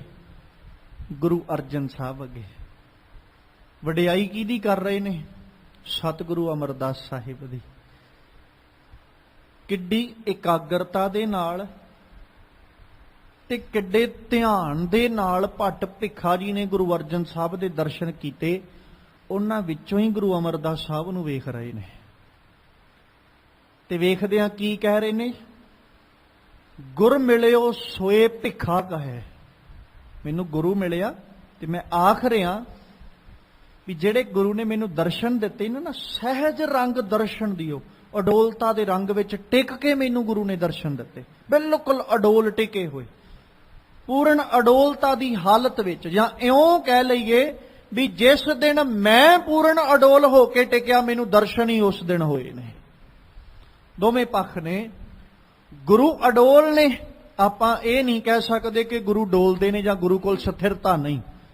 ਗੁਰੂ ਸਾਹਿਬ ਅਡੋਲ ਨੇ। ਭੱਟ ਭਿਖਾ ਜੀ ਕਹਿੰਦੇ ਜਿੱਦਣ ਮੈਂ ਦਰਸ਼ਨ ਗੁਰੂ ਦੇ ਕੀਤੇ ਗੁਰੂ ਉਦਣ ਵੀ ਅਡੋਲ ਹੀ ਸਨ, ਪੂਰਨ ਅਡੋਲਤਾ ਵਿੱਚ ਉਹਨਾਂ ਦਰਸ਼ਨ ਦਿੱਤੇ। ਜਾਂ ਇਉਂ ਕਹਿ ਲਈਏ, ਭੱਟ ਭਿਖਾ ਜੀ ਸਾਨੂੰ ਇਹ ਸਮਝਾ ਰਹੇ ਹੋ ਮੈਨੂੰ ਦਰਸ਼ਨ ਹੀ ਉਦਣ ਹੋਏ ਜਿੱਦਣ ਮੈਂ ਆਪਣੇ ਭਟਕਦੇ ਮਨ ਨੂੰ ਅਡੋਲ ਕਰ ਲਿਆ। ਜਿੱਦਣ ਪੂਰਨ ਅਡੋਲਤਾ ਵਿੱਚ ਟਿਕਿਆ, ਉਦਣ ਹੀ ਮੈਨੂੰ ਗੁਰੂ ਅਮਰਦਾਸ ਸਾਹਿਬ ਦੇ ਦਰਸ਼ਨ ਤੇ ਦੀਦਾਰ ਹੋ ਗਏ। ਹੁਣ ਇੱਕ ਮੈਂ ਸਵਾਲ ਤੁਹਾਡੇ ਅੱਗੇ ਰੱਖਦਾ, ਇਹਨੂੰ ਕਦੇ ਮਹਿਸੂਸ ਤੇ ਅਨੁਭਵ ਕਰਨ ਦੀ ਕੋਸ਼ਿਸ਼ ਕਰਿਓ ਕਿ ਗੁਰੂ ਗ੍ਰੰਥ ਸਾਹਿਬ ਪਾਤਸ਼ਾਹ ਵਿੱਚੋਂ ਸਾਨੂੰ 35 ਮਹਾਂਪੁਰਸ਼ ਦਿਸਦੇ ਨੇ?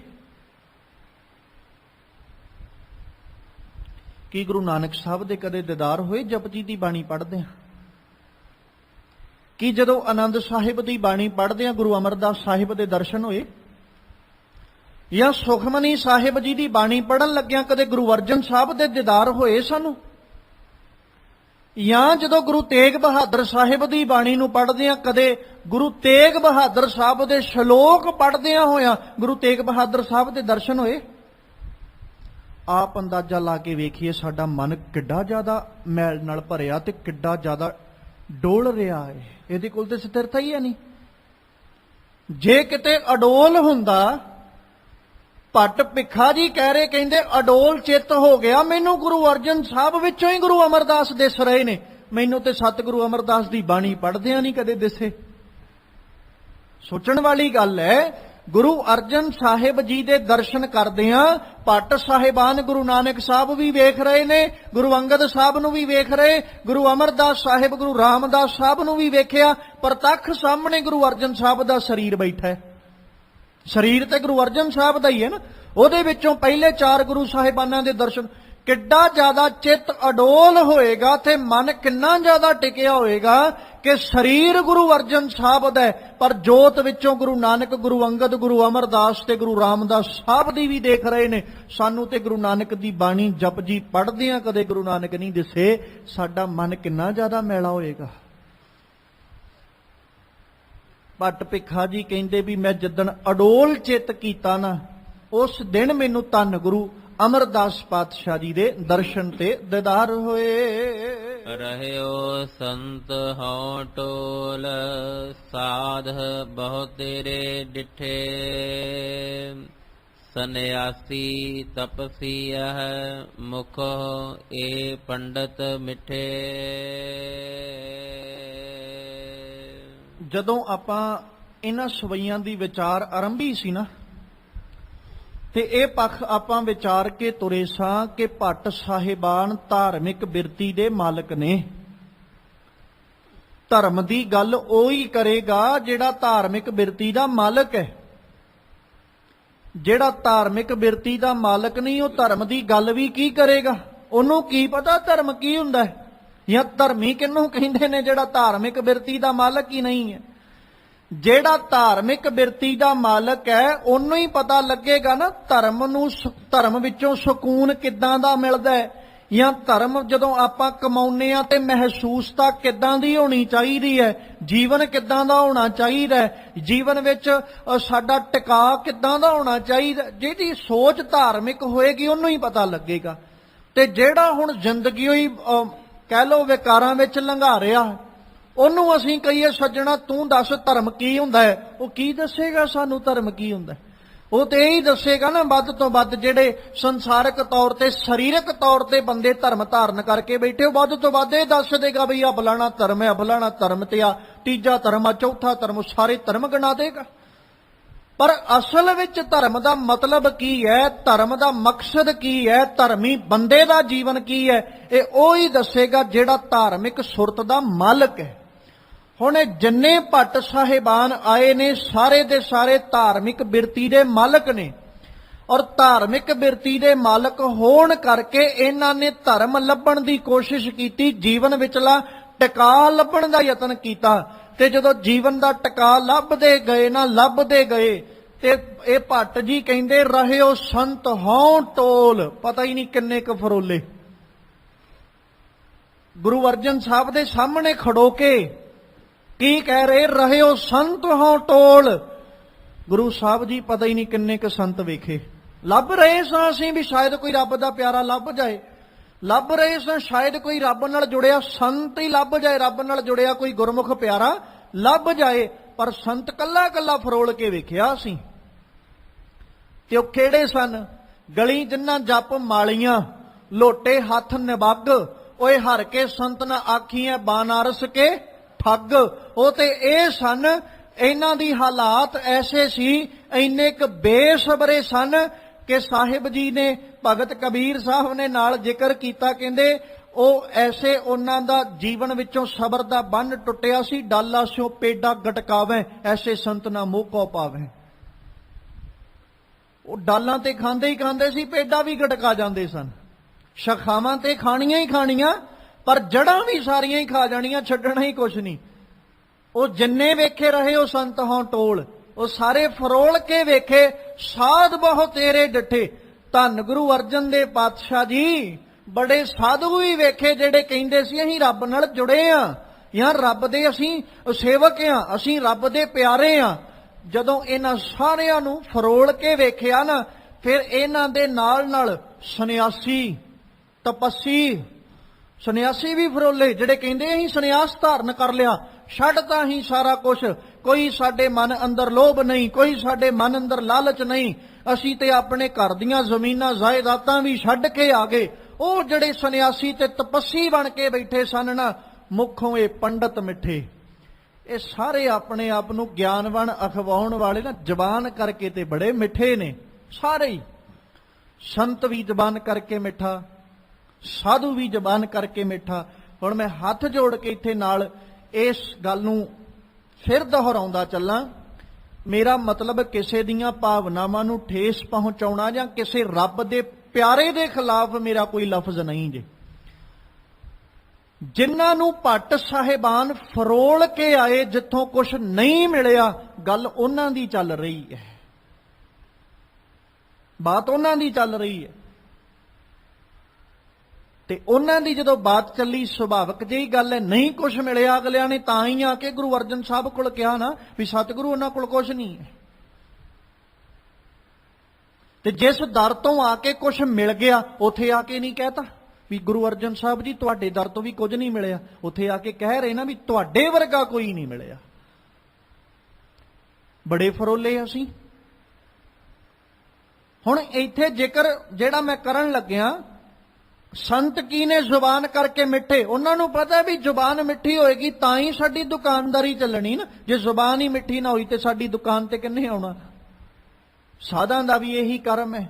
ਸੰਨਿਆਸੀ ਤੇ ਤਪਸੀ ਮੁਖੋਂ ਇਹ ਪੰਡਤ ਮਿੱਠੇ, ਜ਼ੁਬਾਨ ਕਰਕੇ ਤੇ ਸਾਰੇ ਹੀ ਮਿੱਠੇ ਨੇ, ਕਿਉਂਕਿ ਜ਼ੁਬਾਨ ਨਹੀਂ ਦੁਕਾਨ ਨੂੰ ਚਲਾਉਣਾ ਹੈ।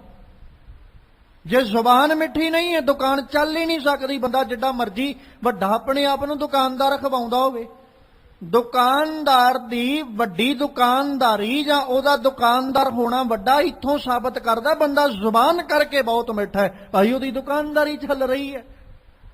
ਹੁਣ ਆਪਾਂ ਜੇ ਸੰਸਾਰਕ ਤੌਰ ਤੇ ਹੀ ਗੱਲ ਕਰ ਲਈਏ, ਇੱਕ ਬੰਦਾ ਦੁਕਾਨਦਾਰ ਦੁਕਾਨ ਤੇ ਬੈਠਾ, ਉਹਦੇ ਕੋਲ ਕਸਟਮਰ ਆਵੇ ਤੇ ਕਸਟਮਰ ਆ ਕੇ ਕਹੇ ਜੀ ਮੈਨੂੰ ਆਹ ਚੀਜ਼ ਚਾਹੀਦੀ ਹੈ, ਦੁਕਾਨ ਵਾਲਾ ਪਹਿਲਾਂ ਉਹਨੂੰ ਕਹਿੰਦਾ ਜੀ ਆਓ ਬੈਠੋ, ਜੀ ਆਇਆਂ ਨੂੰ, ਕੀ ਲਓਗੇ, ਚਾਹ ਪਾਣੀ, ਕੁਛ ਲੈਣਾ ਤੁਸੀਂ? ਤੇ ਹੁਣ ਉਹ ਕਸਟਮਰ ਆ ਕੇ ਕਵੇ ਜੀ ਮੈਂ ਆਹ ਸਮਾਨ ਵੇਖਣ ਆਇਆ, ਤੇ ਉਹ ਜਿਹੜਾ ਦੁਕਾਨਦਾਰ ਹੈ ਉਹ ਗਾਲੀ ਪੈਂਦਾ ਹੋਵੇ ਸਿੱਧਾ ਵੀ ਤੂੰ ਇੱਥੇ ਆ ਗਿਆ, ਹੋਰ ਕਿਤੋਂ ਮਿਲਿਆ ਨਹੀਂ, ਪਹਿਲੋਂ 36 ਦੁਕਾਨਾਂ ਤੂੰ ਘੁੰਮ ਕੇ ਆਇਆ, ਸਾਰਿਆਂ ਕੋਲੋਂ ਰੇਟ ਪੁੱਛਦਾ ਫਿਰਦਾ, ਹੁਣ ਤੂੰ ਮੇਰੇ ਕੋਲੋਂ ਵੀ ਪੁੱਛਣ ਆ ਗਿਆ। ਦੁਕਾਨਦਾਰ ਦੀ ਦੁਕਾਨ ਤੇ ਦੂਜੀ ਵਾਰੀ ਕਸਟਮਰ ਨਹੀਂ ਚੜਦਾ, ਉਹਨੂੰ ਪਤਾ ਵੀ ਨਹੀਂ ਚੱਲਣੀ ਏਦਾਂ। ਹੁਣ ਇਹ ਸਾਰਿਆਂ ਦੀਆਂ ਦੁਕਾਨਾਂ ਚੱਲ ਰਹੀਆਂ ਨੇ, ਸੰਤਾਂ ਦੀ ਵੀ ਚੱਲ ਰਹੀ, ਸਾਧੂਆਂ ਦੀ ਵੀ ਚੱਲ ਰਹੀ, ਪੰਡਤਾਂ ਦੀ, ਮਤਲਬ ਗਿਆਨਵਾਨ ਪੁਰਸ਼ ਜਿਹੜੇ ਉਹਨਾਂ ਦੀ ਵੀ ਚੱਲ ਰਹੀ, ਸੰਨਿਆਸੀ ਤਪਸਵੀ ਸਾਰੇ ਜ਼ੁਬਾਨ ਕਰਕੇ ਮਿੱਠੇ। ਭੱਟ ਜੀ ਕਹਿੰਦੇ ਇਹਨਾਂ ਸਾਰਿਆਂ ਨੂੰ ਅਸੀਂ ਫਰੋਲ ਕੇ ਆਏ ਹਾਂ, ਸਾਰਿਆਂ ਨੂੰ ਵੇਖ ਕੇ ਆਏ ਹਾਂ, ਕੱਲੇ ਕੱਲੇ ਦੇ ਕੋਲੇ ਰਹਿ ਕੇ ਵੇਖਿਆ ਅਸੀਂ ਵੀ ਇਹ ਕਿੱਡੇ ਕੁ ਜੀਵਨ ਦੇ ਮਾਲਕ ਹਨ। ਬਰਸ ਏਕ ਹੋ ਫਿਰਿਓ, ਕਿਨੈ ਨਹੁ ਪਰਚੋ ਲਾਇਓ, ਕਹਿਤਿਆ ਕਹਿਤੀ ਸੁਣੀ, ਰਹਿਤ ਕੋ ਖੁਸ਼ੀ ਨਾ ਆਇਓ। ਕੋਈ ਇੱਕ ਅੱਧਾ ਦਿਨ ਨਹੀਂ, ਇੱਕ ਅੱਧਾ ਦਿਨ ਨਹੀਂ, ਬਰਸ ਏਕ ਹਉ ਫਿਰਿਓ, ਪੂਰਾ 1 ਸਾਲ ਕਹਿੰਦੇ ਹੀ ਫਿਰੇ ਆ। ਝੂਠ ਕਿਉਂ ਬੋਲਣਾ? ਭੱਟ ਜੀ ਸਿੱਧਾ ਕਹਿ ਰਹੇ ਬਰਸ ਏਕ ਹਉ ਫਿਰਿਓ, ਕਹਿੰਦੇ ਅਸੀਂ ਫਿਰੇ ਆ, 1 ਸਾਲ ਫਿਰੇ ਆ। ਜਦੋਂ 1 ਸਾਲ ਫਿਰੇ ਨਾ, ਕਿਨੇ ਨਾ ਪਰਚੋ ਲਾਇਓ, ਕਿਸੇ ਕੋਲ ਜਾ ਕੇ ਨਾ ਆ ਮਨ ਅੰਦਰ ਕ੍ਰਾਂਤੀ ਨਹੀਂ ਆਈ, ਮਨ ਨਹੀਂ ਕਿਸੇ ਤੇ ਜਾ ਕੇ ਭਿੱਜਿਆ, ਮਨ ਤੇ ਉਸੇ ਤੇ ਹੀ ਪ੍ਰਸੰਨ ਹੋਣਾ ਜਿਹਦੇ ਕੋਲ ਜਾ ਕੇ ਕ੍ਰਾਂਤੀ ਆ ਜਾਂਦੀ। ਕ੍ਰਾਂਤੀ ਦਾ ਭਾਵ ਮਤਲਬ ਬਦਲਾਵ ਆ ਜਾਂਦਾ, ਤਬਦੀਲੀ ਆ ਜਾਂਦੀ। ਹੁਣ ਪਰਚੋ ਦਾ ਅਰਥ ਜਿਹੜਾ, ਇੱਕ ਤੇ ਪਰਚ ਜਾਣਾ ਮਤਲਬ ਮੰਨ ਜਾਣਾ, ਇੱਕ ਪਰਚੋ ਦਾ ਅਰਥ ਇੱਥੇ ਕੀਤਾ ਗਿਆ, ਕਹਿੰਦੇ ਉਹ ਤਬਦੀਲੀ ਜਿਹੜੀ ਹੈਰਾਨ ਕਰ ਦੇਣ ਵਾਲੀ ਹੋਵੇ, ਨਹੀਂ ਆਈ ਮੇਰੀ ਜ਼ਿੰਦਗੀ 'ਚ। ਜਿੰਨੇ ਭੱਟ ਖੜੇ ਨੇ ਉਹ ਸਾਰੇ ਕਹਿ ਰਹੇ, ਕਹਿੰਦੇ ਸਤਿਗੁਰੂ ਜੀ ਅਸੀਂ ਸਾਰਿਆਂ ਕੋਲ ਜਾ ਕੇ 1 ਸਾਲ ਫਿਰੇ, ਪੂਰਾ 1 ਸਾਲ, ਤੇ ਜਿਨ੍ਹਾਂ ਕੋਲ ਵੀ ਗਏ ਨਾ ਕਿਸੇ ਕੋਲ ਜਾ ਕੇ ਸਾਡੇ ਜੀਵਨ 'ਚ ਹੈਰਾਨ ਕਰਨ ਵਾਲੀ ਤਬਦੀਲੀ ਆਈ ਨਹੀਂ। ਨਹੀਂ ਸਾਡਾ ਮਨ ਕਿਸੇ ਤੇ ਪ੍ਰਸੰਨ ਹੋਇਆ, ਨਹੀਂ ਮਨ ਕਿਸੇ ਤੇ ਪਰਚਿਆ, ਨਹੀਂ ਮਨ ਦਾ ਕਿਸੇ ਤੇ ਭਰੋਸਾ ਵੱਜਿਆ, ਕਿਉਂਕਿ ਸਾਰੇ ਜ਼ੁਬਾਨ ਕਰਕੇ ਹੀ ਮਿੱਠੇ ਸੀ। ਮਨ ਦੇ ਭਰੋਸਾ ਨਾ ਵੱਜਣ ਦਾ ਕਾਰਨ ਕੀ ਹੈ ਅਗਾਂਹ ਦੱਸਿਆ, ਕਹਿੰਦੇ ਕਹਿਤਿਆਂ ਕਹਿਤੀ ਸੁਣੀ। ਆ ਜੇ ਮਨ ਨਾ ਵੱਜਣ ਦਾ ਕਾਰਨ, ਕਹਿੰਦੇ ਕਹਿੰਦੇ ਤੇ ਸਾਰੇ ਹੀ ਸੁਣੇ। ਰਹਿਤ ਕੋ ਖੁਸ਼ੀ ਨਾ ਆਇਓ, ਰਹਿਣੀ ਕਿਸੇ ਕੋਲ ਵੀ ਨਹੀਂ ਸੀ, ਕਹਿਣੀ ਦੇ ਸਾਰੇ ਹੀ ਪੱਕੇ ਸਨ। ਸਾਰੇ ਦੂਜਿਆਂ ਨੂੰ ਹੀ ਕਹਿਣ ਵਾਲੇ ਸੀ ਭਾਈ ਏਦਾਂ ਰਿਹਾ ਕਰੋ, ਸਾਰੇ ਦੂਜਿਆਂ ਨੂੰ ਹੀ ਕਹਿਣ ਵਾਲੇ ਸੀ ਸੇਵਾ ਕਰਿਆ ਕਰੋ, ਸਾਰੇ ਦੂਜਿਆਂ ਨੂੰ ਹੀ ਕਹਿਣ ਵਾਲੇ ਸੀ ਤੁਸੀਂ ਸਿਮਰਨ ਕਰਿਆ ਕਰੋ, ਜਦੋਂ ਉਹਨਾਂ ਦਾ ਆਪਣਾ ਆਪਾ ਫਰੋਲਿਆ ਹੈ ਹੀ ਕੁਛ ਨਹੀਂ। ਸਾਰੇ ਦੂਜਿਆਂ ਨੂੰ ਹੀ ਕਹਿਣ ਵਾਲੇ ਸੀ ਭਲੇ ਕੰਮ ਕਰਿਆ ਕਰੋ, ਤੇ ਜਦੋਂ ਉਹਨਾਂ ਦੇ ਕੋਲੇ ਰਹਿ ਗਏ ਅਸੀਂ ਵੇਖਿਆ ਉਹਨਾਂ ਤੇ ਕੀਤਾ ਹੀ ਕਦੇ ਭਲਾ ਕੰਮ ਨਹੀਂ, ਉਹ ਤੇ ਲੋਕਾਂ ਨੂੰ ਲੁੱਟ ਲੁੱਟ ਕੇ ਖਾ ਰਹੇ ਸੀ। ਕਹਿਤੀਆਂ ਕਹਿਤੀ ਸੁਣੀ। ਭੱਟ ਜੀ ਕਹਿੰਦੇ ਹੀ ਸੁਣੇ ਨੇ, ਰਹਿਤ ਕੋ ਖੁਸ਼ੀ ਨਾ ਆਇਓ, ਕਿਸੇ ਕੋਲੋਂ ਰਹਿਤ ਨਹੀਂ ਦੱਸੀ, ਸਾਰੇ ਜ਼ੁਬਾਨ ਕਰਕੇ ਹੀ ਬੋਲਣ ਵਾਲੇ ਸੀ। ਉਹੀ ਸੀ ਜਿਨ੍ਹਾਂ ਦੇ ਜੀਵਨ ਦੇ ਪ੍ਰਤੀ ਭਗਤ ਕਬੀਰ ਸਾਹਿਬ ਕਹਿੰਦੇ ਨਾ, ਅਵਰਹ ਕੋ ਉਪਦੇਸ਼ ਤੇ ਮੁਖ ਮੈਂ ਪਰ ਹੈ ਰੇਤ, ਰਾਸ ਬੇਰਾਨੀ ਰਾਖ ਤੇ ਖਾਇਆ ਘਰ ਕਾ ਖੇਤ। ਬਸ ਹਾਲਾਤ ਉਹੀ ਦੱਸੇ, ਸਾਰਿਆਂ ਦੇ ਆਪਦੇ ਖੇਤ ਖਾਦੇ ਦਿਸੇ, ਦੂਜਿਆਂ ਦੀ ਰਖਵਾਲੀ ਸਾਰੇ ਹੀ ਬੈਠੇ ਨਜ਼ਰ ਆਏ, ਪਰ ਆਪਣੇ ਘਰ ਨੂੰ ਬਚਾਉਂਦਾ ਕੋਈ ਵਿਰਲਾ ਹੀ ਦੱਸਿਆ, ਕੋਈ ਦੱਸਿਆ ਹੀ ਨਹੀਂ ਅਜੇ ਤੱਕ। ਸਤਿਗੁਰੂ ਅਰਜਨ ਸਾਹਿਬ ਆ ਤੁਹਾਡੇ ਦਰ ਤੇ ਆ ਕੇ ਪਤਾ ਲੱਗਾ, ਇੱਥੇ ਸ਼ੁਰੂਆਤ ਹੀ ਆਪਣਾ ਆਪਾ ਪੜਚੋਲਣ ਤੋਂ ਹੁੰਦੀ ਹੈ, ਬਗਾਨਿਆਂ ਨੂੰ ਬਾਅਦ ਵਿੱਚ। ਦੂਜਿਆਂ ਨੂੰ ਬਾਅਦ ਚ, ਪਹਿਲੋਂ ਆਪਣਾ ਆਪਾ ਪੜਚੋਲਣ ਦੀ ਬਾਤ। ਇੱਕ ਗੁਰੂ ਨਾਨਕ ਦਾ ਘਰ ਜੇ ਜਿੱਥੋਂ ਪਹਿਲੋਂ ਆਪਣੇ ਆਪੇ ਨੂੰ ਸਵਾਰਨ ਦੀ ਗੱਲ ਤੁਰਦੀ ਆ, ਸਮਾਜ ਸੁਧਾਰਨ ਦੀ ਬਾਤ ਬਾਅਦ ਵਿੱਚ। ਤੇ ਭੱਟ ਭਿਖਾ ਜੀ ਕਹਿੰਦੇ ਸਾਰੇ ਕਹਿੰਦੇ ਸੁਣੇ, ਪਰ ਰਹਿਣਾ ਕਿਸੇ ਕੋਲ ਵੀ ਜਿਹੜਾ ਉਹ ਨਹੀਂ ਸੀ, ਜੋ ਜ਼ੁਬਾਨ ਕਰਕੇ ਸੀ, ਉਹ ਜੀਵਨ ਵਿੱਚ ਕਿਸੇ ਦੇ ਵੀ ਨਜ਼ਰ ਨਹੀਂ ਆਇਆ। ਹਰ ਨਾਮ ਛੋੜ ਦੂਜੈ ਲੱਗੇ, ਤਿਨ ਕੇ ਗੁਣ ਹੋ ਕਿਆ ਕਹੋ। ਗੁਰ ਦਏ ਮਿਲਾਇਓ ਭਿਖਿਆ, ਜਿਵ ਤੂੰ ਰਖਹਿ ਤਿਵ ਰਹੋ। ਫਿਰ ਕਹਿੰਦੇ ਹੁਣ ਮੈਂ ਉਹਨਾਂ ਬਾਰੇ ਕੀ ਕਵਾਂ। ਹਰ ਨਾਮ ਛੋੜ ਦੂਜੈ ਲੱਗੇ, ਜਿਹੜੇ ਰੱਬ ਨੂੰ ਛੱਡ ਕੇ ਦੂਜੀ ਥਾਂ ਤੇ ਲੱਗੇ ਹੋਏ ਨੇ, ਕਿਸੇ ਮਗਰ ਕੋਈ ਕਿਸੇ ਮਗਰ ਦੌੜਿਆ ਫਿਰਦਾ। ਤਿੰਨ ਕੇ ਗੁਣ ਹੋ ਕਿਆ ਕਹੋ। ਭੱਟ ਜੀ ਕਹਿੰਦੇ ਮੈਂ ਉਹਨਾਂ ਬਾਰੇ ਕੀ ਕਵਾਂ, ਉਹਨਾਂ ਦੇ ਜੀਵਨ ਬਾਰੇ ਮੈਂ ਕੀ ਆਖਾਂ, ਉਹਨਾਂ ਬਾਰੇ ਕੁਝ ਨਹੀਂ ਕਿਹਾ ਜਾ ਸਕਦਾ। ਦੇਖੋ ਨਾ, ਕੱਲੇ ਭੱਟ ਸਾਹਿਬਾਨ ਨਹੀਂ, ਕਿਤੇ ਕਲਗੀਧਰ ਪਾਤਸ਼ਾਹ ਨੂੰ ਵੀ ਪੜੋ ਵੀ ਤੇ ਕਹਿੰਦੇ ਨਾ, ਸਤਿਗੁਰੂ ਪ੍ਰਮਾਤਮਾ ਮੈਂ ਸੁਣਿਆ ਸੀ ਵੀ ਦੁਨੀਆ ਤੇ ਧਰਮ ਬਹੁਤ ਹੈ। ਜੇ ਧਰਮ ਬਹੁਤ ਹੈ ਤੇ ਸੁਭਾਵਿਕ ਜਿਹੀ ਗੱਲ ਹੈ ਦੁਨੀਆ ਤੇ ਧਰਮੀ ਵੀ ਬਹੁਤ ਹੋਣਗੇ। ਧਰਮੀਆਂ ਕਰਕੇ ਹੀ ਧਰਮ ਹੈ ਨਾ, ਜੇ ਧਰਮੀ ਨਹੀਂ ਤੇ ਧਰਮ ਵੀ ਕਾਹਦਾ। ਗੁਰੂ ਕਲਗੀਧਰ ਪਾਤਸ਼ਾਹ ਜੀ ਫਿਰ ਕਹਿੰਦੇ ਮਾਲਕ ਜੀ ਜਦੋਂ ਮੈਂ ਇਹ ਵੇਖਿਆ ਵੀ ਦੁਨੀਆ ਤੇ ਧਰਮ ਬਹੁਤ ਤੇ ਧਰਮੀ ਬਹੁਤ ਨੇ, ਫਿਰ ਮੈਂ ਉਹਨਾਂ ਨੂੰ ਪੜਚੋਲਣ ਦੀ ਕੋਸ਼ਿਸ਼ ਕੀਤੀ ਵੀ ਵੇਖਾਂ ਤੇ ਸਹੀ ਵੀ ਸੱਚ ਵੀ ਹੈ ਕਿ ਕੱਲਾ ਝੂਠ ਹੀ ਚੁੱਕੀ ਫਿਰਦੇ ਨੇ, ਕਿ ਜੀਵਨ ਵੀ ਹੈ ਕਿ ਕੱਲੀਆਂ ਗੱਲਾਂ ਹੀ ਲਈ ਫਿਰਦੇ ਨੇ। ਫਿਰ ਕਹਿੰਦੇ ਮੈਂ ਫਰੋਲਣ ਦੀ ਕੋਸ਼ਿਸ਼ ਕੀਤੀ, ਯਤਨ ਕੀਤਾ। ਜਦੋਂ ਫਰੋਲਿਆ ਤੇ ਕੀ ਵੇਖਿਆ, ਸਰਾਵਗ ਸੁਧ ਸਮੂਹ ਸਿਧਾਨ ਕੇ, ਦੇਖ ਫਿਰਿਓ ਕਰ ਜੋਗ ਜਤੀ ਕੇ। ਵੱਡੇ ਵੱਡੇ ਸਰੇਵੜਿਆਂ ਦੇ ਸਮੂਹ, ਟੋਲੇ ਵੱਡੇ ਵੱਡੇ ਸਾਧੂਆਂ ਦੇ, ਸਿੱਧਾਂ ਦੇ, ਦੇਖ ਫਿਰਿਓ ਕਹਿੰਦੇ ਦੇਖੇ ਫਿਰ ਕੇ ਵੇਖੇ ਕਰ ਜੋਗ ਜਤੀ ਕੇ, ਜੋਗੀਆਂ ਦੇ ਘਰ ਜਤੀਆਂ ਦੇ ਘਰ ਫਰੋਲੇ ਮੈਂ। ਫਿਰ ਸੂਰ ਸੁਰਾਰਦਨ ਸੁਧ ਸੁਧਾਦਿਕ, ਸੰਤ ਸਮੂਹ ਅਨੇਕ ਮਤੀ ਕੇ। ਬੜੇ ਦੇਵਤੇ ਵੀ ਫਰੋਲੇ, ਦੇਵਤਿਆਂ ਦਾ ਅੰਤ ਕਰਨ ਵਾਲੇ ਵੀ ਵੇਖੇ, ਦੈਂਤਾਂ ਦਾ ਅੰਤ ਕਰਨ ਵਾਲੇ ਵੀ ਵੇਖੇ। ਸੁਧ ਸੁਧਾਦਿਕ ਸੰਤ ਸਮੂਹ ਅਨੇਕ ਮਤੀ ਕੇ, ਇੱਕ ਅੱਧੇ ਮਤ ਦਾ ਨਹੀਂ, ਬੜੀਆਂ ਮਤਾਂ ਦੇ ਫਰੋਲੇ।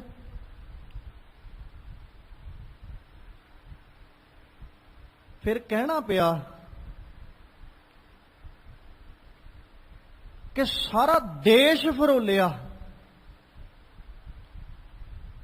सारे ही देश को देख रहे हो, मत को ना देखियत प्राणपति के। कोई नहीं नजर आया जेड़ा प्राणा दे पति नाल सुरत जोड़ के बैठा होवे। बस ओही सी भी गल्लां वाले हैन कनेरे, पता ही नहीं किन्ने क तुरे फिरदे गल्लां वाले ते।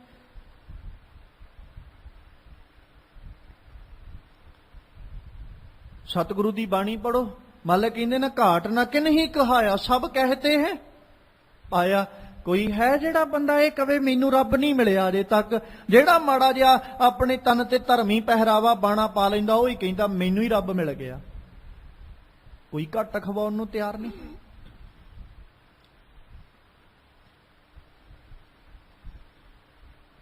श्रीपत श्री भगवान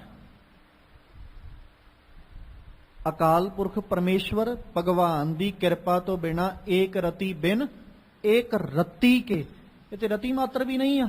जेड़े एक रति मात्र ओदी कृपा दे पात्र नहीं बन सके ना, वो रति जिन्ने भी नहीं, वो ते है ही नहीं भोरा भी। की उन्हां कोल धर्म ते की वो धर्मी, कल्ला वखावा ही है।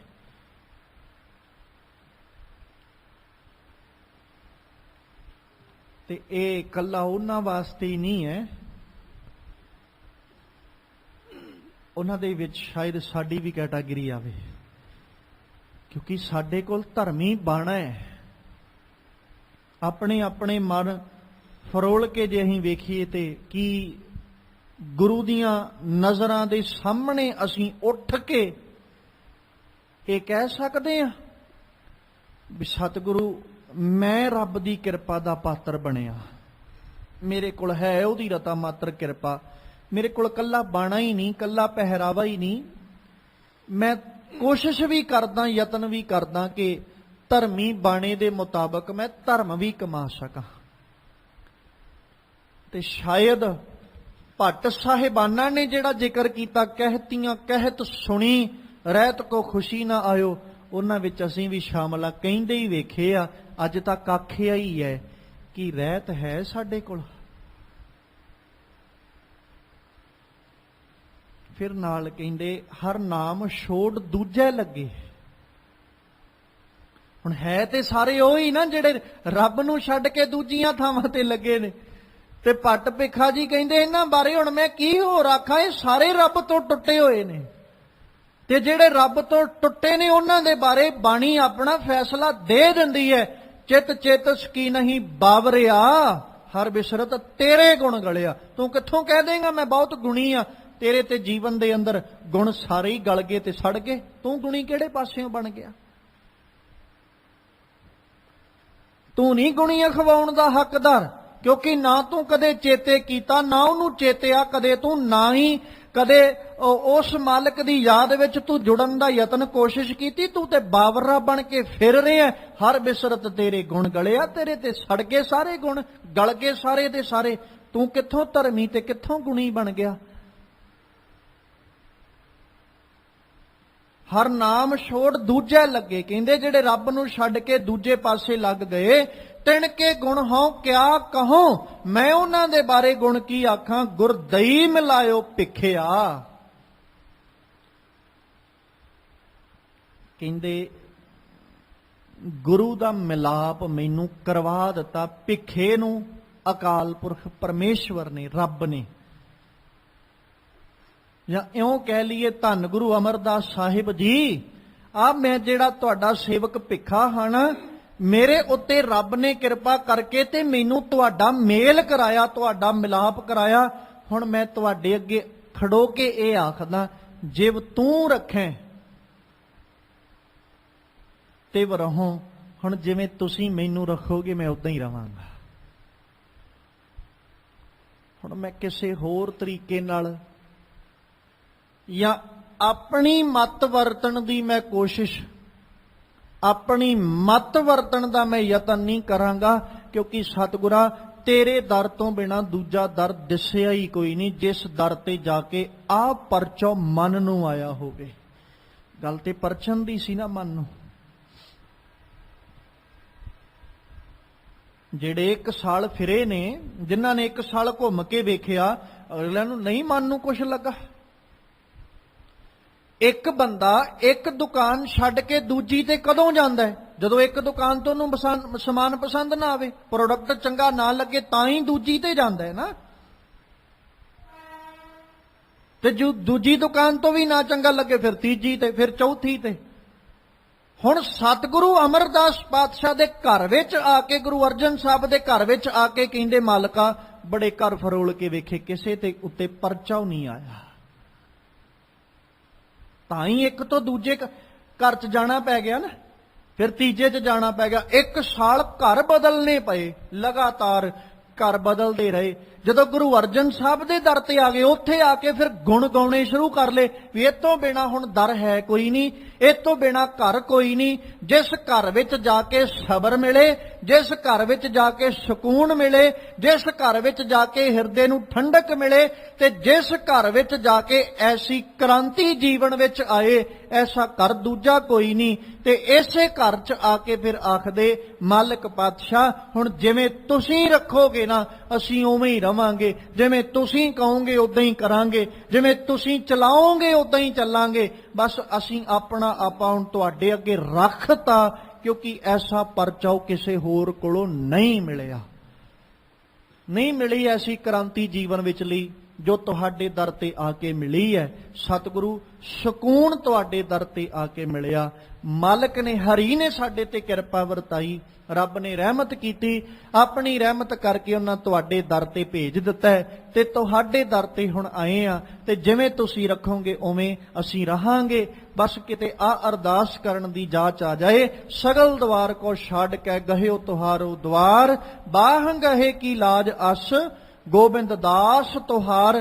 ਕਿਤੇ ਆ ਕਹਿਣਾ ਆ ਜਾਏ, ਤੁਮਰੀ ਸ਼ਰਨ ਤੁਮਹਾਰੀ ਆਸਾ, ਤੁਮ ਹੀ ਸਜਨ ਸੁਹੇਲੇ, ਰਾਖੋ ਰਾਖਣ ਹਾਰ ਦਇਆਲਾ, ਨਾਨਕ ਘਰ ਕੇ ਗੋਲੇ। ਕਿਤੇ ਇਹ ਆਖਣ ਦੀ ਜਾਚ ਜੀਵਨ ਵਿੱਚ ਆ ਜਾਏ। ਨਾਨਕ ਘਰ ਕੇ ਗੋਲੇ, ਨਾਨਕ ਘਰ ਕੇ ਗੋਲੇ, ਨਾਨਕ ਘਰ ਕੇ ਗੋਲੇ, ਨਾਨਕ ਘਰ ਕੇ ਗੋਲੇ।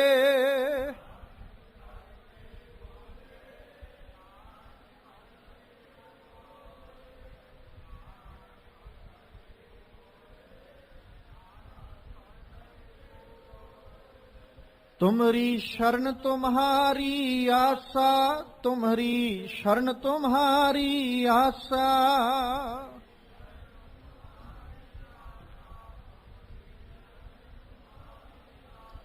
तुम ही सजन सोहेले, तुम ही सजन सोहेले।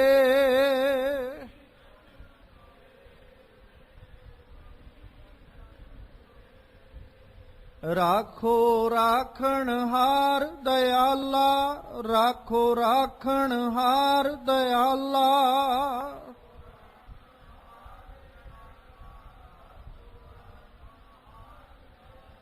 नानक घर के गोले, नानक घर के गोले।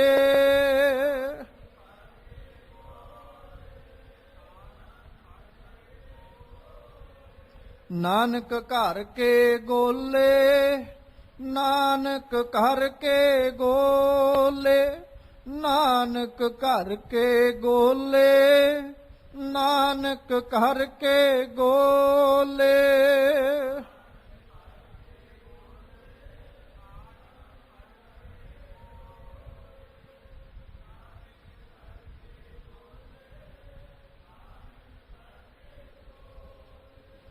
ਸਤਿਗੁਰੂ ਪਾਤਸ਼ਾਹ ਕਿਰਪਾ ਕਰਨ, ਸਾਡੇ ਸਭਨਾਂ ਦੇ ਸਿਰਾਂ ਉੱਤੇ ਆਪਣਾ ਮਿਹਰ ਭਰਿਆ ਬਖਸ਼ਿਸ਼ ਭਰਿਆ ਹੱਥ ਰੱਖਣ।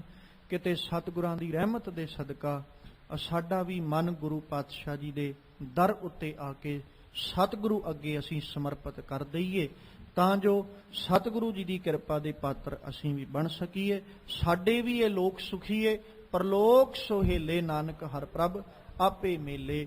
ਹੋਈਆਂ ਬੇਅੰਤ ਭੁੱਲਾਂ ਦੀ ਖਿਮਾ ਬਖਸ਼ਣੀ। ਆਓ ਸਤਿਗੁਰਾਂ ਦੇ ਪਾਵਨ ਬਚਨ ਆਪਣੇ ਹਿਰਦੇ ਵਿੱਚ ਵਸਾ ਲਈਏ। ਹਰ ਨਾਮ ਛੋੜ ਦੂਜੈ ਲਗੇ, ਤਿਨ ਕੇ ਗੁਣ ਹਉ ਕਿਆ ਕਹੂੰ। ਗੁਰ ਦਈਏ ਮਿਲਾਇਓ ਭਿਖਿਆ, ਜਿਵ ਤੂੰ ਰਖੈ ਤਿਵ ਰਹੋ। ਵਾਹਿਗੁਰੂ ਜੀ ਕਾ ਖਾਲਸਾ, ਵਾਹਿਗੁਰੂ ਜੀ ਕੀ ਫਤਿਹ।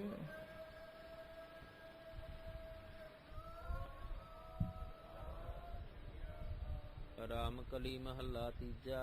ਆਨੰਦ ਇੱਕ ਓੰਕਾਰ, ਸਤਿ ਗੁਰ ਪ੍ਰਸਾਦ।